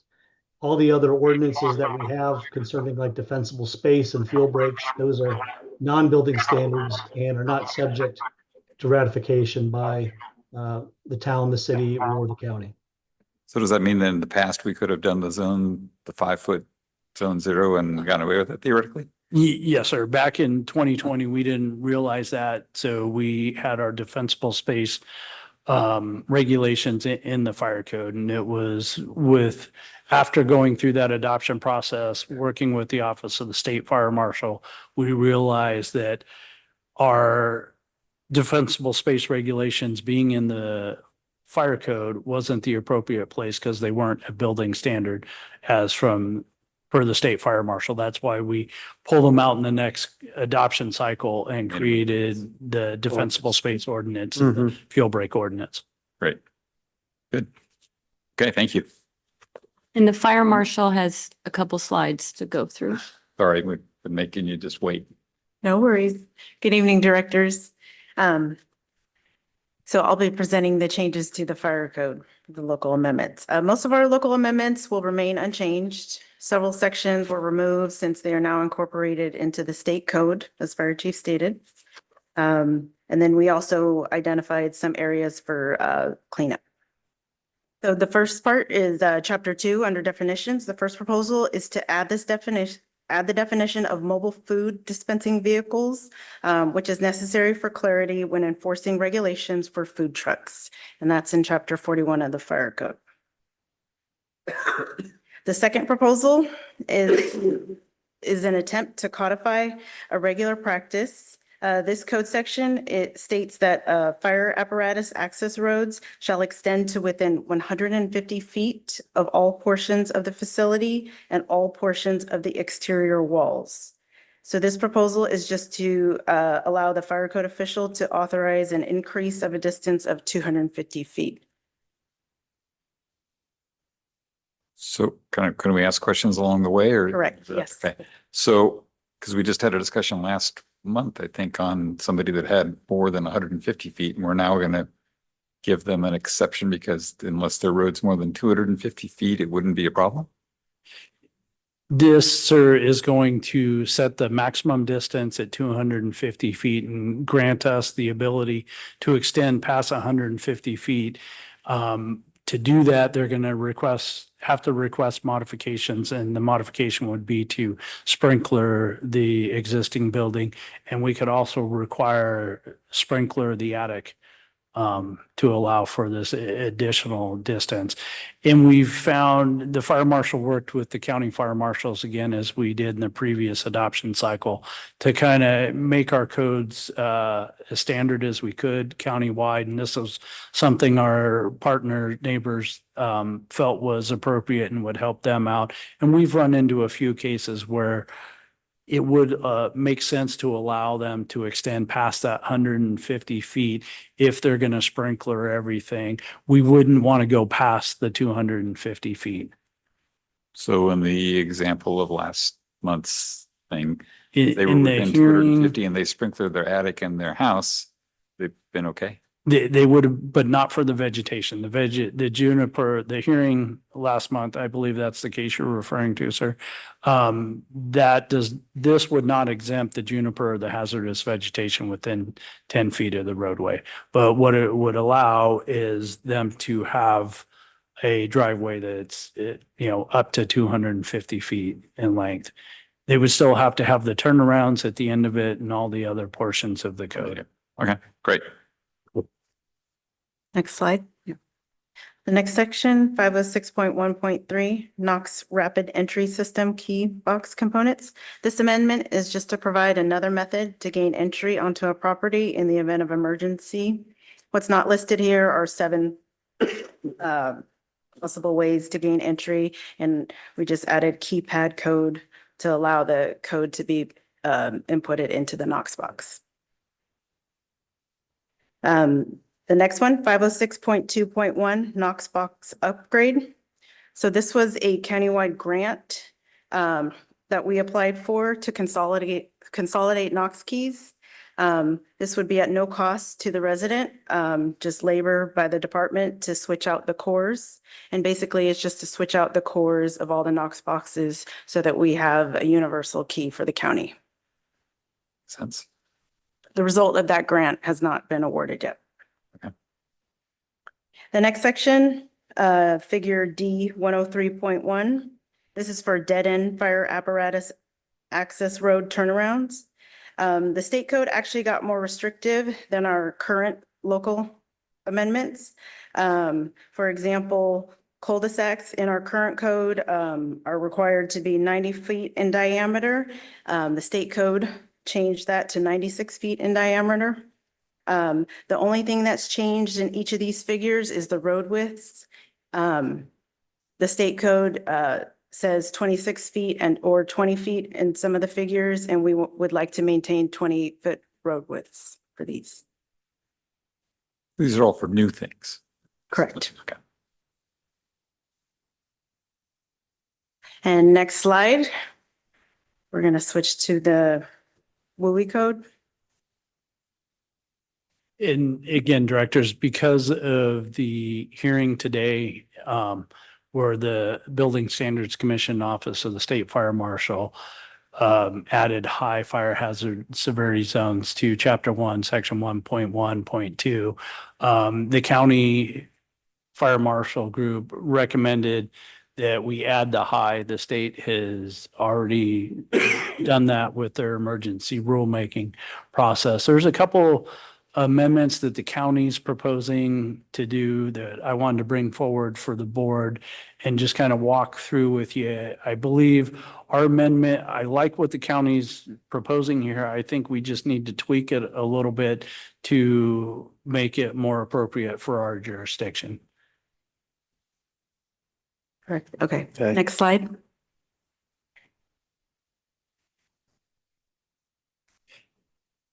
Okay, so this proposal is to require non-combustible fencing for new construction in development and subdivisions with 30 or more dwelling units. Like as the fire chief stated, this addition was discussed in our county meetings. It's for new properties and developments backing up to open land. The attempt is to eliminate a common pathway for fire and increase the chances for survivability of homes. So the general requirement is to indicates that structure or all fences regulated by this section shall be constructed of non-combustible materials or approved for a minimum of 1 hour fire rating. So just a quick, so Yes. what kinds of materials can you use to make a privacy fence? I get wrought iron, but what about the ones you can't see through? Is there some material that qualifies? I've seen solid metal fencing. Things like that. It's ugly. 1 hour is typically fire rated sheetrock. Homeowners don't typically use that, but Like hardy board, is that something like that? Yes, sir. You could do something like that. This is For fences.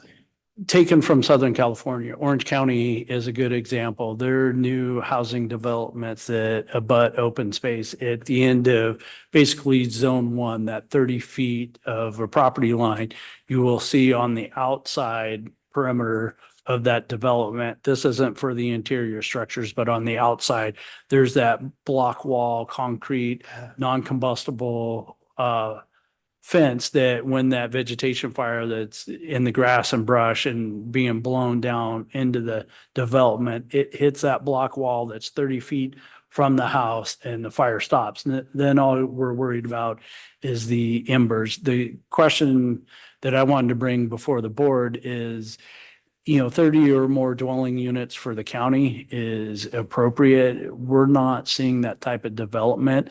My recommendation would be probably if we have, say, 5 new homes going in from somewhere in the district that is going to abut open space or undeveloped land, that this isn't a fence that you put within zone 0. This is something that's outside, on the perimeter, not interior to the development, but it's a way to protect. It acts as not only a fuel break, but a fire break. It's going to stop that fire. That fire's not getting through that non-combustible fence. Unless it's a wrought iron fence. Correct. Unless it's a chain link fence or something like that, sir. Because, building a cement block wall that's 6 feet high probably doesn't meet code for a lot of places, number one. And you have to put an amazing foundation under it if it's on a hill. And I could just imagine the restrictions on building a cement block wall someplace. Yes, sir. But this wouldn't be for the one or, I'm building 1 home or building 2 homes. This would be for like a subdivision. We'd want to say, hey, if you're building, 5 or more or 10 or more, whatever the board wishes to see here, that, hey, you're building next to that open space. We feel it's appropriate that you put that non-combustible fence to stop the fire from entering into your subdivision. So are you saying to change the 30 to 5? Yes, sir. That would be my recommendation to go to 5. So again, if you're building a single family home or you're building an ADU, you're not going to trigger this section of the code. This is for subdivisions. But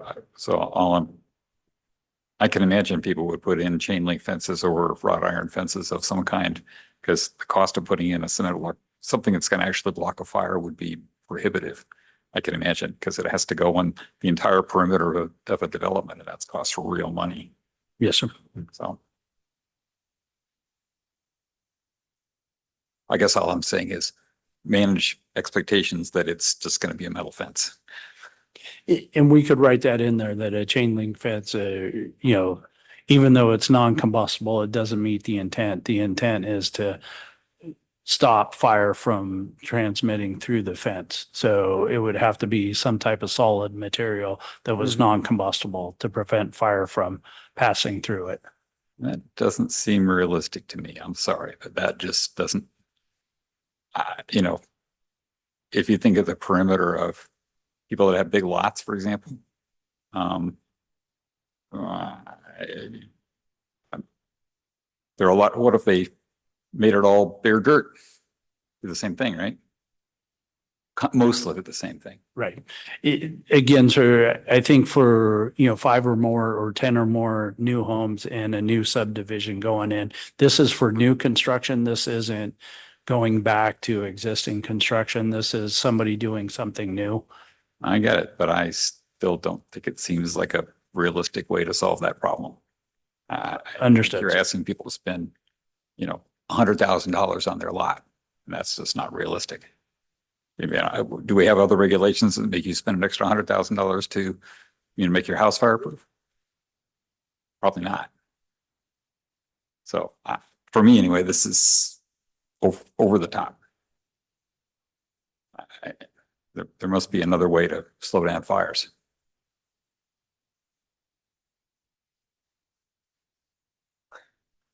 And Asked for our input.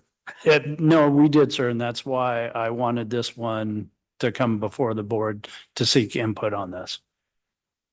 And Well, the counties, Plus it looks, I mean, how high does it have to be? right. We would have to put that in there. Is it 6 feet? Is it 4 feet? What, you know? But it's also going to change your view. What if it's right outside of your house is close to the back lot and now you got a 6-foot, can't see through it fence that blocks out all the wonderful view you're supposed to be getting. I mean, it seems like lots of issues I would have with that. There are issues, sir, but again, Southern California does this with great success in preventing fire from entering their subdivisions.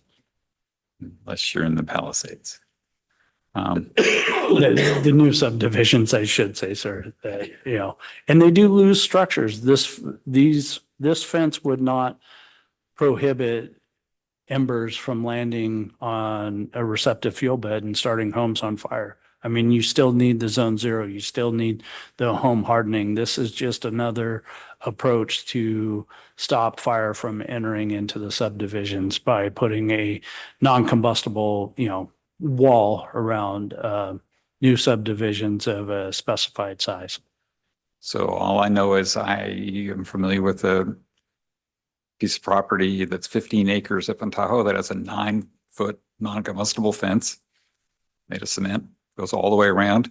And all of the firefighters, including our former fire chief and the experts they brought in from outside, said that that wall would be interesting, but nowhere near sufficient to keep it from burning on the inside. And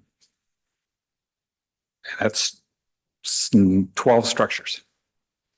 So not obvious to me that everybody agrees that this is a great way to stop it.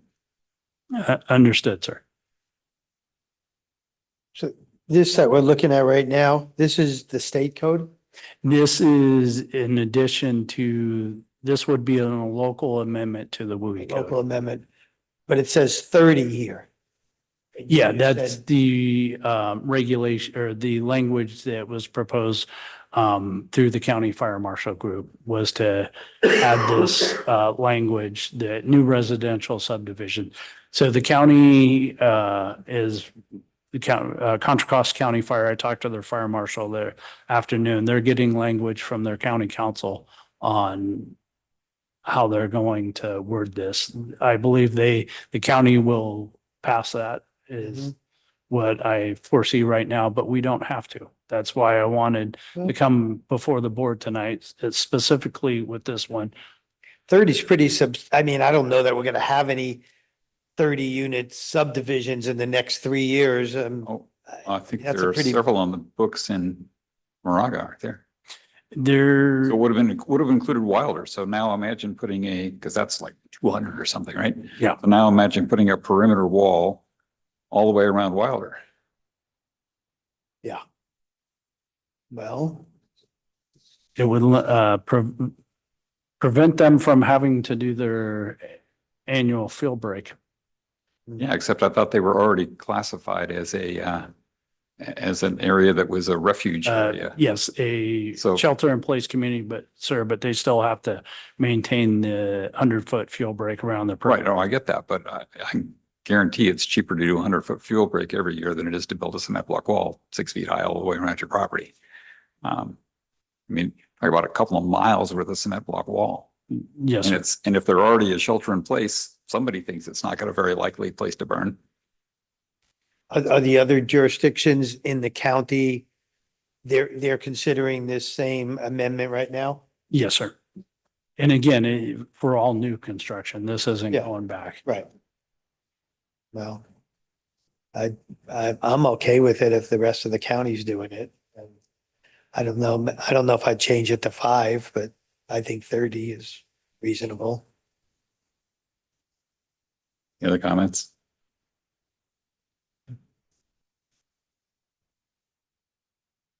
Keep going. Sorry.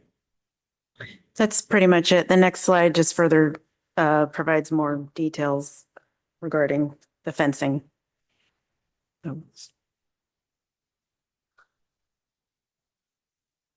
So who is it that, this is part of the ordinance, not the code, is that right?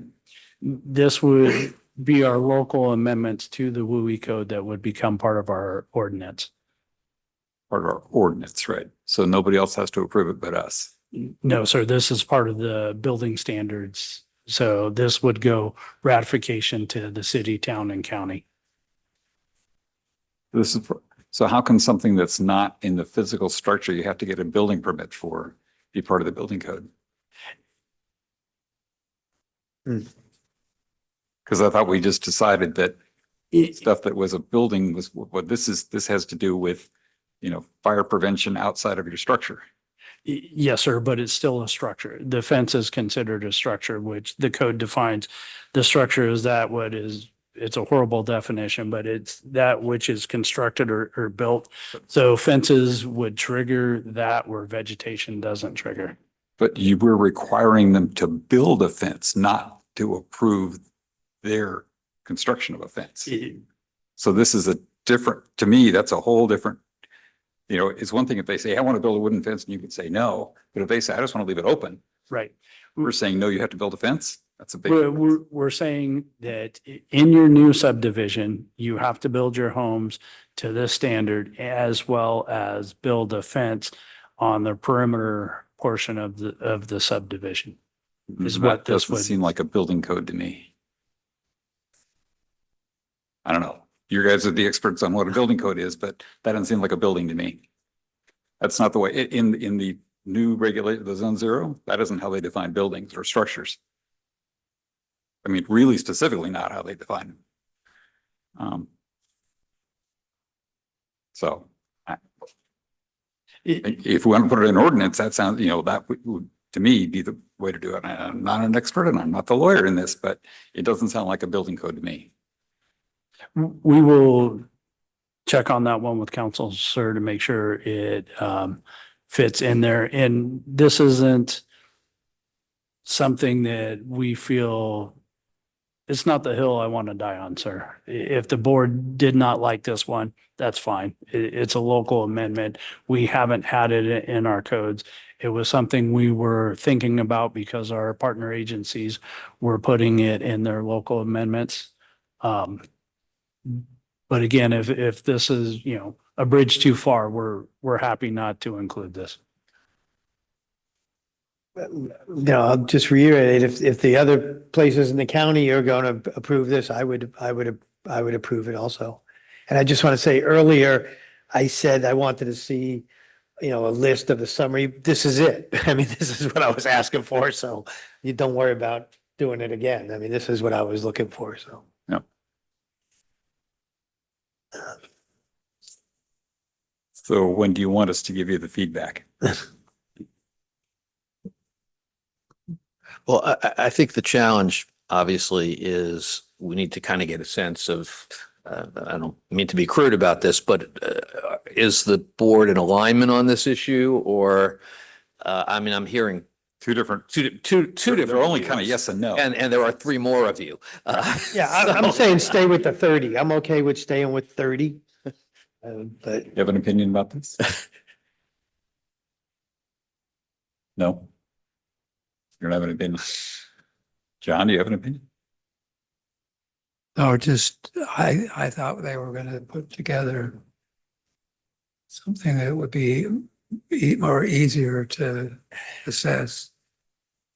So in this case, what they wanted, the one that I think there's some dissension about is whether to be able to require new development of maybe 30 homes to have a cement block wall around the perimeter of the development to stop fires. And I've seen it around a home, some of the new homes that just to the west of us up on the hills before Wilder, south of Wilder, that have put up concrete like a wall, but concrete slabs that basically would lead to, you know, reduction in fire risk.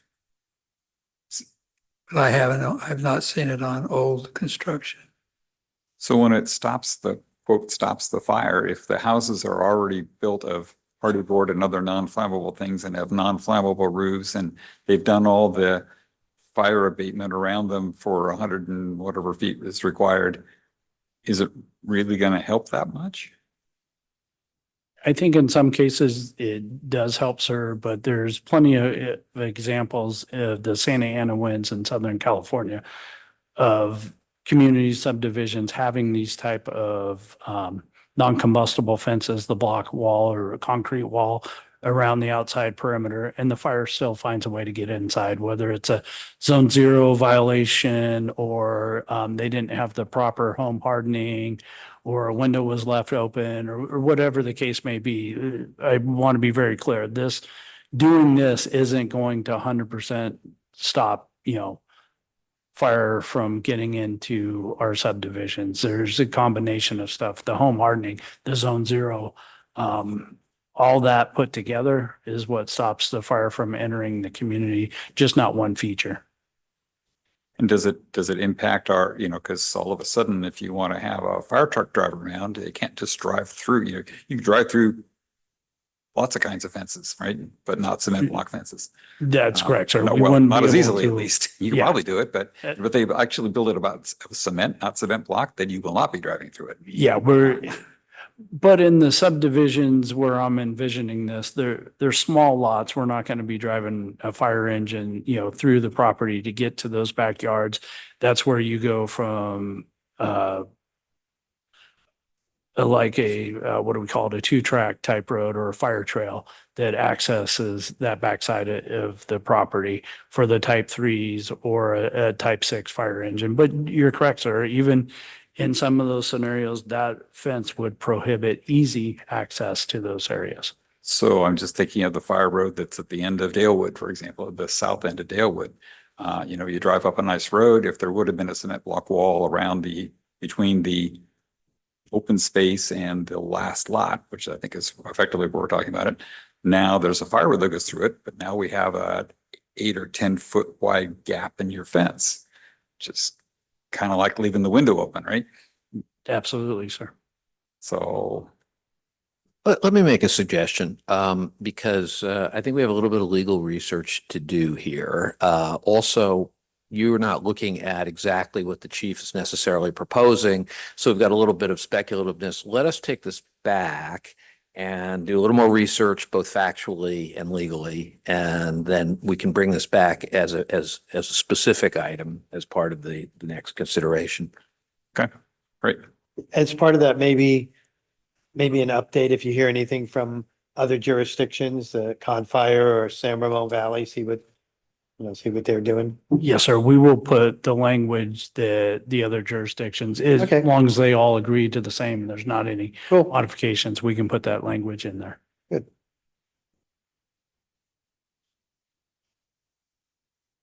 Okay, on to, Public comment. oh yes, sorry, we have public comment on our last item. So public comment is open. We do not have any in-person or raised hands. Good job summarizing all those. Thank you. Item 9.7. 9.7, adopt resolution 25-20, establishing a district records management policy revised retention schedule. One of the goals for the fiscal year is to implement an electronic records management system. Staff has begun the process to implement Laserfish. The new Laserfish system will be built based on the district's record retention schedule. Staff updated the records retention schedule primarily based on the California Secretary of State guidelines, as well as review from other local agencies. Staff recommends adoption of Resolution 25-20, establishing a district records management policy and revised retention schedule.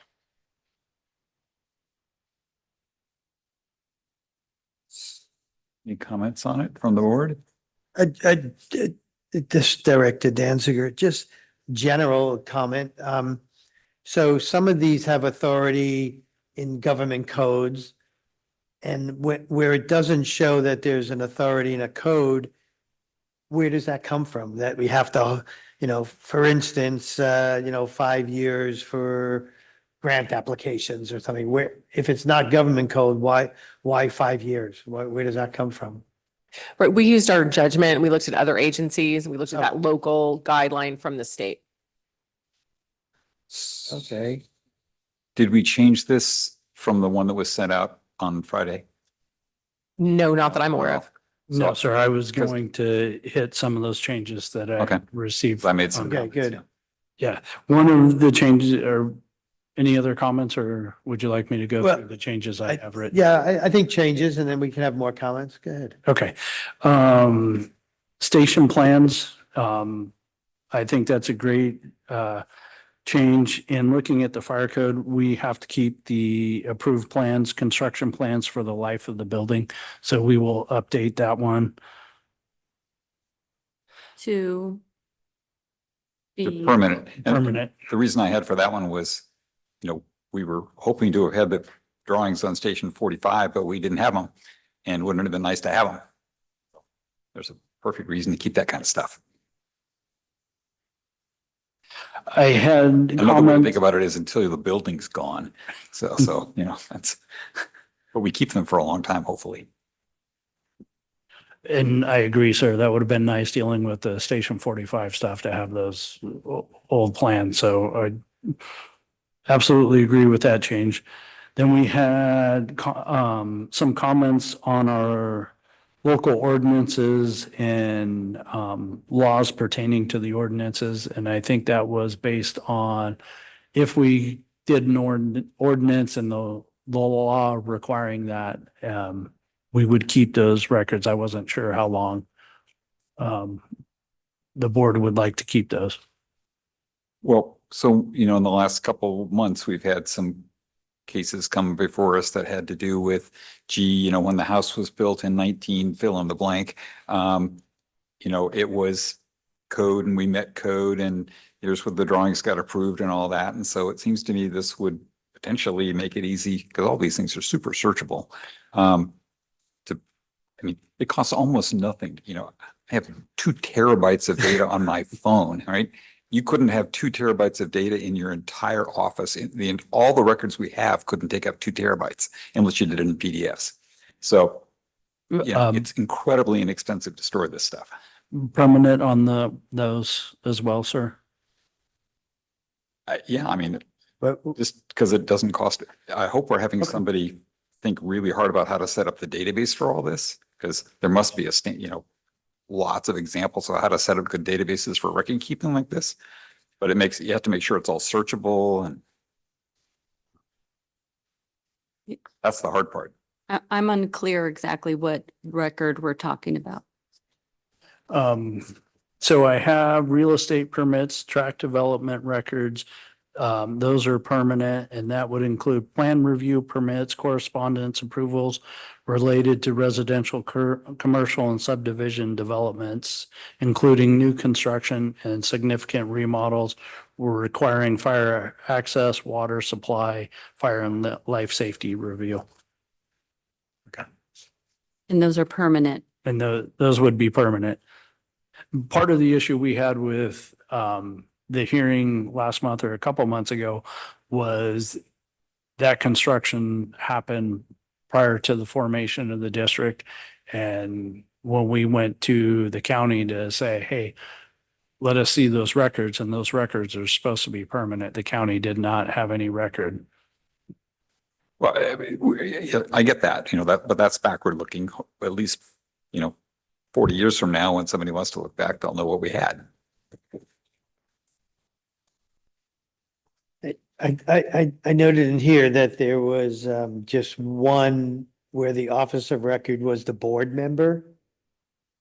There's one item for board members, citizen written communications or correspondence, and it says current year plus 2 years. So, we're only on this board for a certain amount of time, and if I go off the board, am I still required to retain some kind of correspondence? I mean, it doesn't seem to make sense to me. What page are you on for that schedule, please? 351. Does it have a It's the only one that pertains to board members. So the guidelines on there, so for the state, the local guidelines established by the Secretary of State, there's a minimum record requirement, which is 2 years. Oh, really? For a record. Okay. So yes, if Are you saying if I go off the board in November, December, I should still keep my correspondence for 2 years? from the date, so the trigger date would be the date you received the correspondence. Yeah, so if I get Yeah. something the week before I'm off this board, And you should keep it for 2 years. So we have to keep it? You could give it to me to keep. Oh. it. Oh, But yes, okay. the record should be kept if there's correspondence with a citizen to you. yeah, Even after you leave the board, you should keep it based on the Secretary of State guidelines. okay. So I guess we're not supposed to be deleting them as we go. You should not. Okay. Well, it depends on, so the correspondence is based on the information inside the document, not just a document. So it's whatever the conversation of the document is. Wow. If And that this makes is sense. considered official communication that we get, right? These are official communications. So when we get copied, because it happens every once in a while, when we get copied on something that you're copied on, for example, or the chief's copied on, do we have to keep it too? I am keeping those records that I am copied on, so you should keep those records too. Yes. But they're the same thing. It's just CC. If the citizen, so in the records retention, it actually defines if there's communications to the board in regards to an item that is on the agenda or different things. So those are kind of differentiated out. But if there's just a general communication to you about something in the community, then you should just keep those for 2 years. But if it's Just- related to an agenda item, then that is differentiated out and that is longer. Okay. Gee, I've been here for, I don't know, 9 years. This is the first time I've ever been told I had to keep anything. It's okay. Thank you for. So keeping what it us- sounds like to me is if just individually, like if someone who lives in my district sends me something, some issue with MOFD, I should probably just send it to you. Copy it and, I mean, to send you, saying, yeah, I received this. Then it kind of takes it off of me to save it, right? Because we all got correspondence back when, the district considered Yeah, merging with Confire, for example. We got gazillions of Yeah. emails. And I'm pretty sure. Yes, and that I record needed to save them. should be kept for Okay. the amount of period of time Great. as defined in the okay, schedule. Thank you. yeah. Now we know. I had one other request from a director on the employee wage records, time cards. It's currently recommended for 5 years. Was there interest in increasing that permanent or? Well, how far back can people look in case there was an issue? Because we currently have one of those. Well, the statute of limitations, although that's not an absolute protection, is generally for written contracts, it's 4 years, which is the longest statute I can think of. Everything else is shorter. So we have no wiki as an example. It Right. hasn't been around for much more than 5 years. 100%. Yeah, that's right. Although that's a bit of an unusual case, but yes. So I'm just saying, it seems, I hate it when we have current examples of times we need it. But it costs almost nothing to keep them. We're happy to make that change, sir. But why don't we make it 8 years? 10 years? You guys know how, if there's a statute of Well, limitations, again- or whatever, but he's been gone more than 8 years Oh, yeah. because he wasn't here when I was here. Oh, sure. And so the record type listed, the name of the record type is It's like pay stubs and payroll. Is pay stubs. on page 354, employee wage records, time cards, electronic, employee wage records, time cards, paper. sits with the finance manager and we can increase that time. 10 years? Make it to 10. We will increase that to 10 years. Okay. To be clear, cases that are already in litigation, if they involve finance things, you will have captured that data and kept it as part of the case file. So it's not, it doesn't need to be kept forever. And again, Nowicki is just an odd case because it went up on appeal and took many, many years. It did get resurrected after it was theoretically dead. I mean, might not have been you that told us, but nail in the coffin, silver bullet, the whole thing, and it came back. Well, and it's important to note if there's litigation with a record type that gets placed on a hold until. That's the point. Is that But the litigation was settled by all the appropriate courts, and it literally was put to bed. And then a couple years later, it came back. yeah, I mean, it came back because the Court of Appeal reversed Cicera, and that caused all the litigation to essentially rise up again. But there's still a statute of limitations, and if you've got a case that involves financial, employee records of this sort, they're going to be captured as part of the litigation file. I mean, and they are. And we've not had a problem. Of all the problems we've had in a wiki case, lack of records hasn't been. Great. I just want to make sure we think through all the potential reasons. Yeah, Again, no, remember, I think really 10 is more than sufficient, and because there is no statute of limit, we will be on notice long before 10 years if there's an issue. I mean, nobody can sit for 10 years and wait. No, I get it. Okay. Those were all the changes I had received. Okay, is there any public comment on all of this? So public comment is open. And we do not have any hands raised or in-person public comment. I'd like to make a motion to adopt resolution 25-20 with the changes noted by the fire chief, establishing district records management policy and revised retention schedule. Do I hear a second? I second the motion. Okay, thank you. Director Danziger? Aye. Director Jex? Aye. Director Romer? Aye. President Hassler? Aye. Vice President Jorgens? Aye, thank you. Item 9, 9.8. thank you. Approve the employment agreement between the Moraga-Orinda Fire District and Dennis Rain for the position of prescribed fire program manager. Good evening. Dennis Rain serves as the district's prescribed fire program manager as a part-time employee pursuant to a written contract. Prior to May 2025, District Policy 11 authorized the fire chief to approve the part-time employee contracts. Amendments to Policy 11 in May 2025 provide that such contracts are subject to board ratification. Under state law, I'm required to read to you the key financial provisions of the contract. I apologize, but that's what the law says.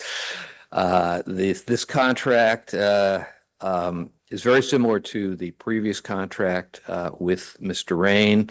Mr. Rain will continue to serve as an at-will employee limited to 1,040 hours annually. Contract runs from the date of execution through June 30, 2026. The hourly rate is $78.34. Mr. Rain does not receive medical benefits or contributions to retirement. He receives $80 a month for uniform allowance and he will receive under this contract a one-time payment of $1,800 to reflect similar benefits that were provided to battalion chiefs in the last round of labor negotiations. He will be entitled under this contract to an annual medical examination at the same time that other senior staff of the agency receive that medical examination.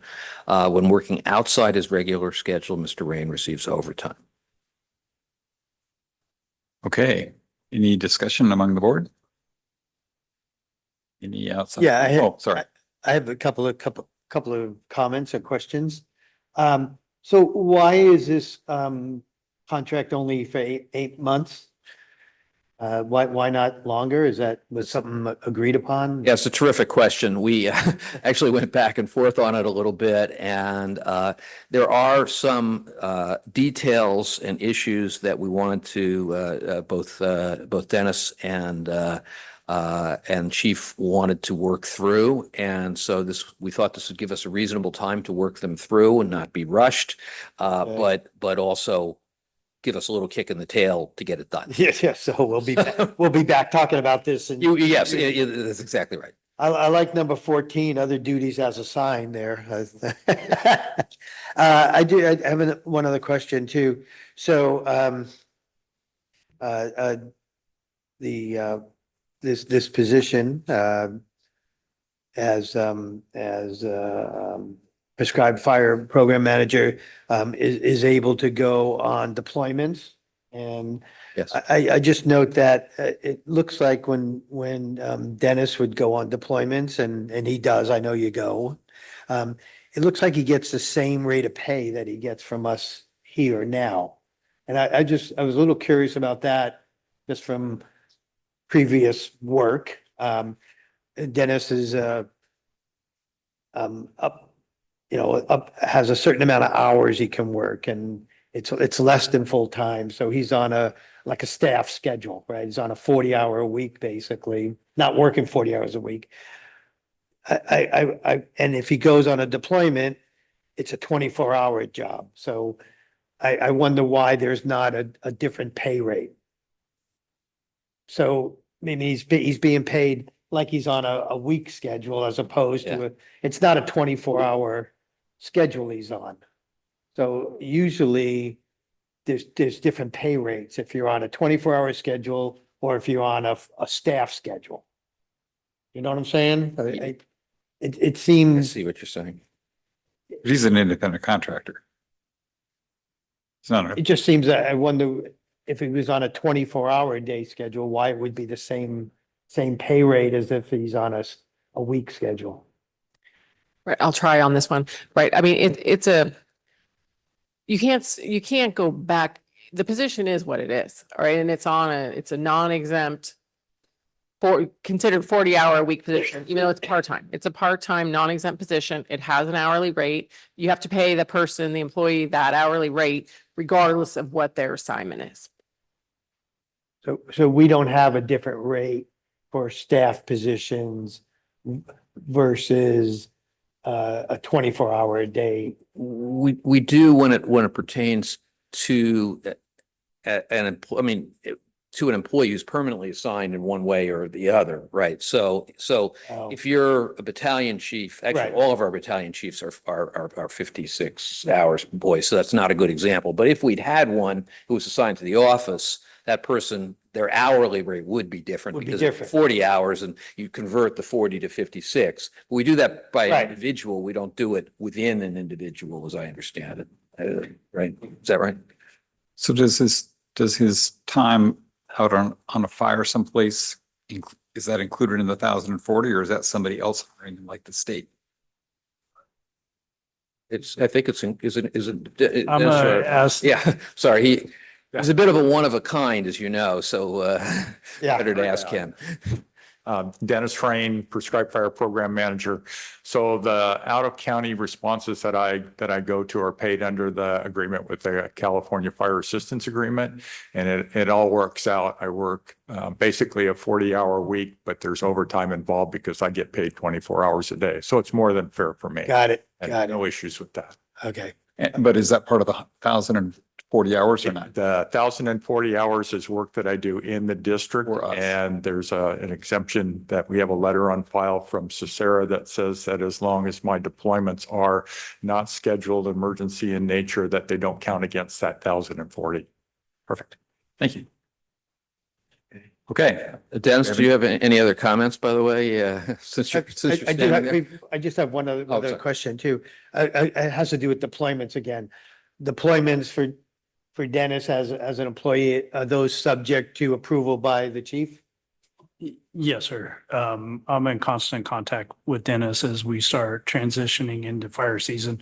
So if we have burns planned or we have actual prescribed firework that needs to happen, we'll either assign it to somebody else or Dennis won't be available for that deployment. Usually by the time of the year where he's going out on the incident management teams, we're done with our burning here. We're outside of prescription. So far we haven't had that issue, but if it's potentially there, yes, it would be a conversation we have. I know you have a lot of expertise in this area. Do we also have other members in the district who, I'm not saying they can do what Dennis does, but do we have other burn managers? Do we have people have certifications that you need to do burns? Yes, sir. We're working on that succession planning Oh. that someday, hopefully not soon, that if Dennis decides to actually retire, that we have somebody eligible and qualified to step in behind him. That's great. Okay. Great. Yeah. We're glad we have you. Yeah, just real quick, I want to thank the fire chief and district council for going through the process with me to get to where we are tonight. And I'm hoping the board will vote yes on the contract. As I sit in board meetings, I have a real appreciation for the small cog that I am in a very complex fire district, and to using the chief's time and district council's time to get to where we are. The district's commitment to doing the right thing. There was some unfortunate, very small language in another contract for the battalion chiefs that precluded my retro pay, and the board supporting that and getting to round to where we are tonight is much appreciated. I'm looking forward to finishing up our fall burn projects and starting to plan for next year in 2026. And I just want to say thanks again for being the board that you are, and the fire chief and district council for their support. Thank you. And thank you. Thank you, Dennis. So do we have any further board questions? Do we have any public comment? And public comment is open.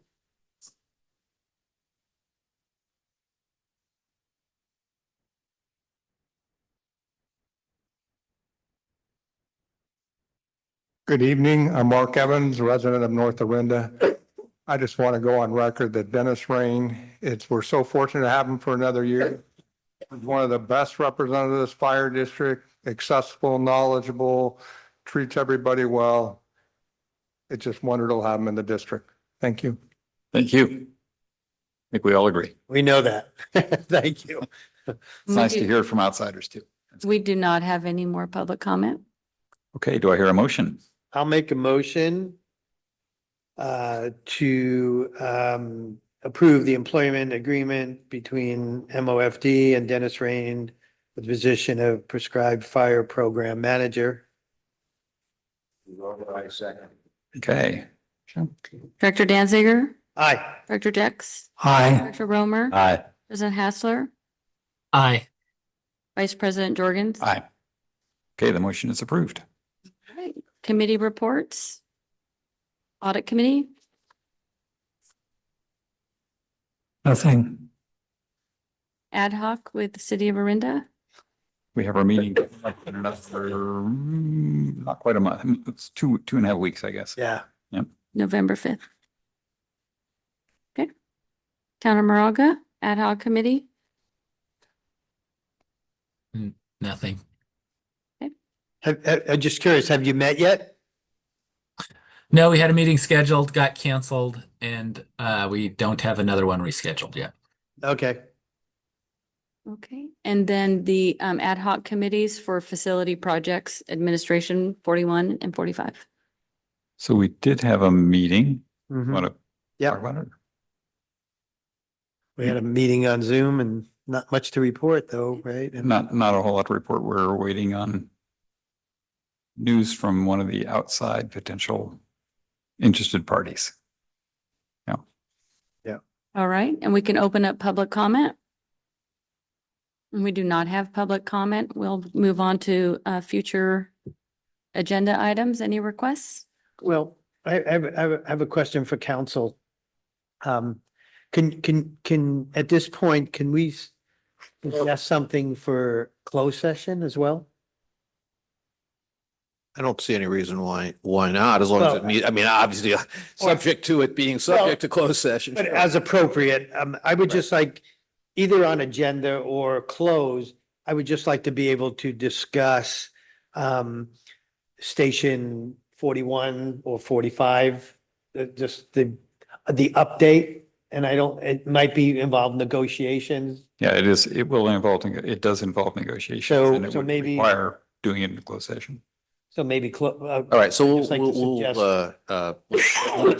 I'll have to get a little bit better understanding what the issue is, and we'll decide whether it goes on open or It's closed. not an issue per se, it's just an update. But The committee would like to give the board an update on contract negotiations, okay, which would be. we'll take a look at it. Okay, And we'll, and put it in the appropriate place. okay, there you go. No. And I appreciate the update on Zone Zero, the state hearings they're having. I'd like to see that on the agenda again if there's anything to report. And it's Yep. similar as you did this time, just to see where we're at. This is Director Jakes. Gloria, I'm going to put on the future agenda in November, the audit report. Or the contract with Mays and Associates, because this was the third year, Yes, right? So do you want that on the future agenda? yes. Thank you. And well, before we adjourn, because I think you brought up a good topic earlier, which is the December board meeting. So Oh, since it's just a calendar item, it's not a discussion about Yeah. anything. It's only discussing people's calendars and availability for meetings. Does anybody think we ought to think about canceling the December board meeting, which we often do? Are there any reasons that our staff knows of that we should not do it?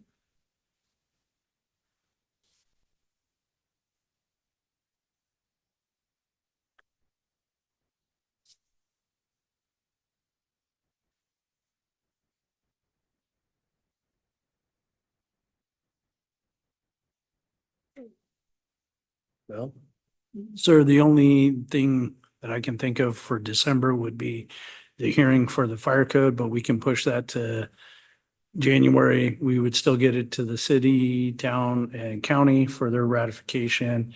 And then it would just be us having the hearing in January. And we can't do it in November and we have to do it at a regular board meeting. Correct. Right? Is that a, The adoption has to happen at a regular board meeting. The first reading does not have to happen. oh, so we could have an irregular board meeting like 10 minutes before the regular board meeting? No, you Yeah. have to have them 5 days in between. Yeah. Rule. good try. Have to have 5 days between. So we could have a special board meeting in November and then at the regular board meeting in November, but will it be ready at that point if we did that?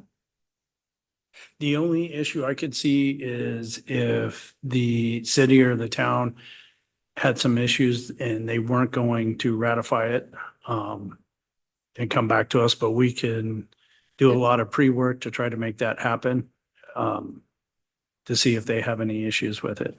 There's also nothing to stop you from adopting it, and if they fail to adopt, because You of come back. something, then you change, you bring it back, and you're gonna have to amend it, but you can do that. So we could adopt it in November if we had a first reading prior to that? I think Marcia has a. So there's a couple of things, when we give our notice that we're going to adopt, the city and the town, they have to have a certain period of time when we give that notice for us to receive their feedback. So there's a little bit of timing that we would have to go back and see if we could meet the requirements that are in the code. And isn't there posting requirements in the local Yes, paper? and we do have to post for 14 days. And when we do that notice, that's when the clock starts ticking.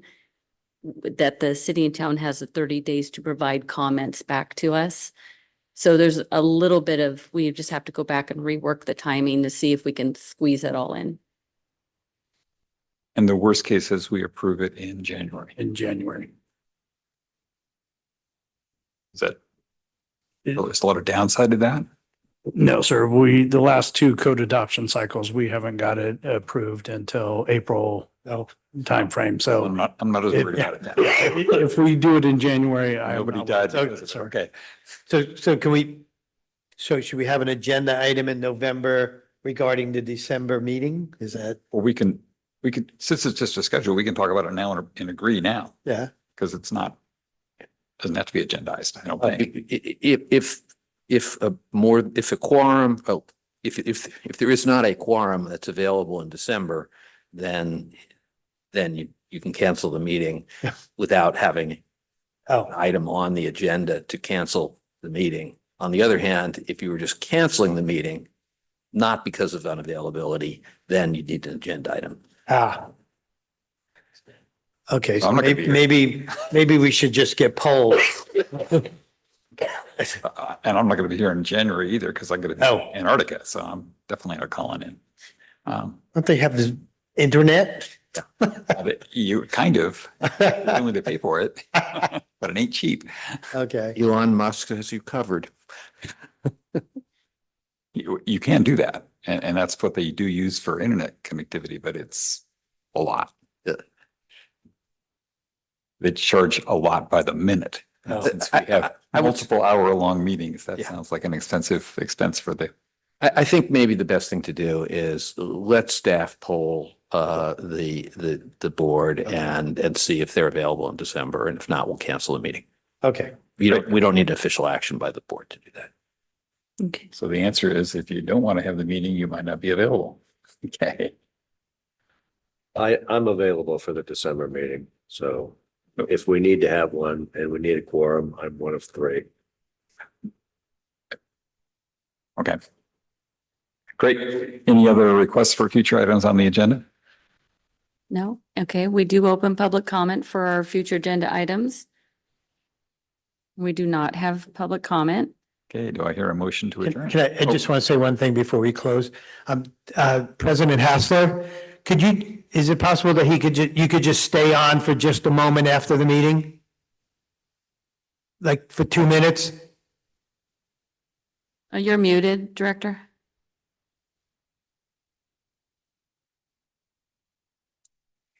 Did he hear? Yes, I can stay on the line for. Yeah, just for a minute. I Yeah. want to tell him about the plaque. Okay, great. That's it. Okay. So now do we hear a motion? Anybody? So I need a motion Motion to, to adjourn, Romer. and do I have a second? Somebody just want to second it? Second. Okay. All in favor? Aye. So because we are hybrid, we do need to do a roll. All right. Director Danziger, Aye. Director Jex, Aye. Director Romer, Aye. President Hassler, Aye.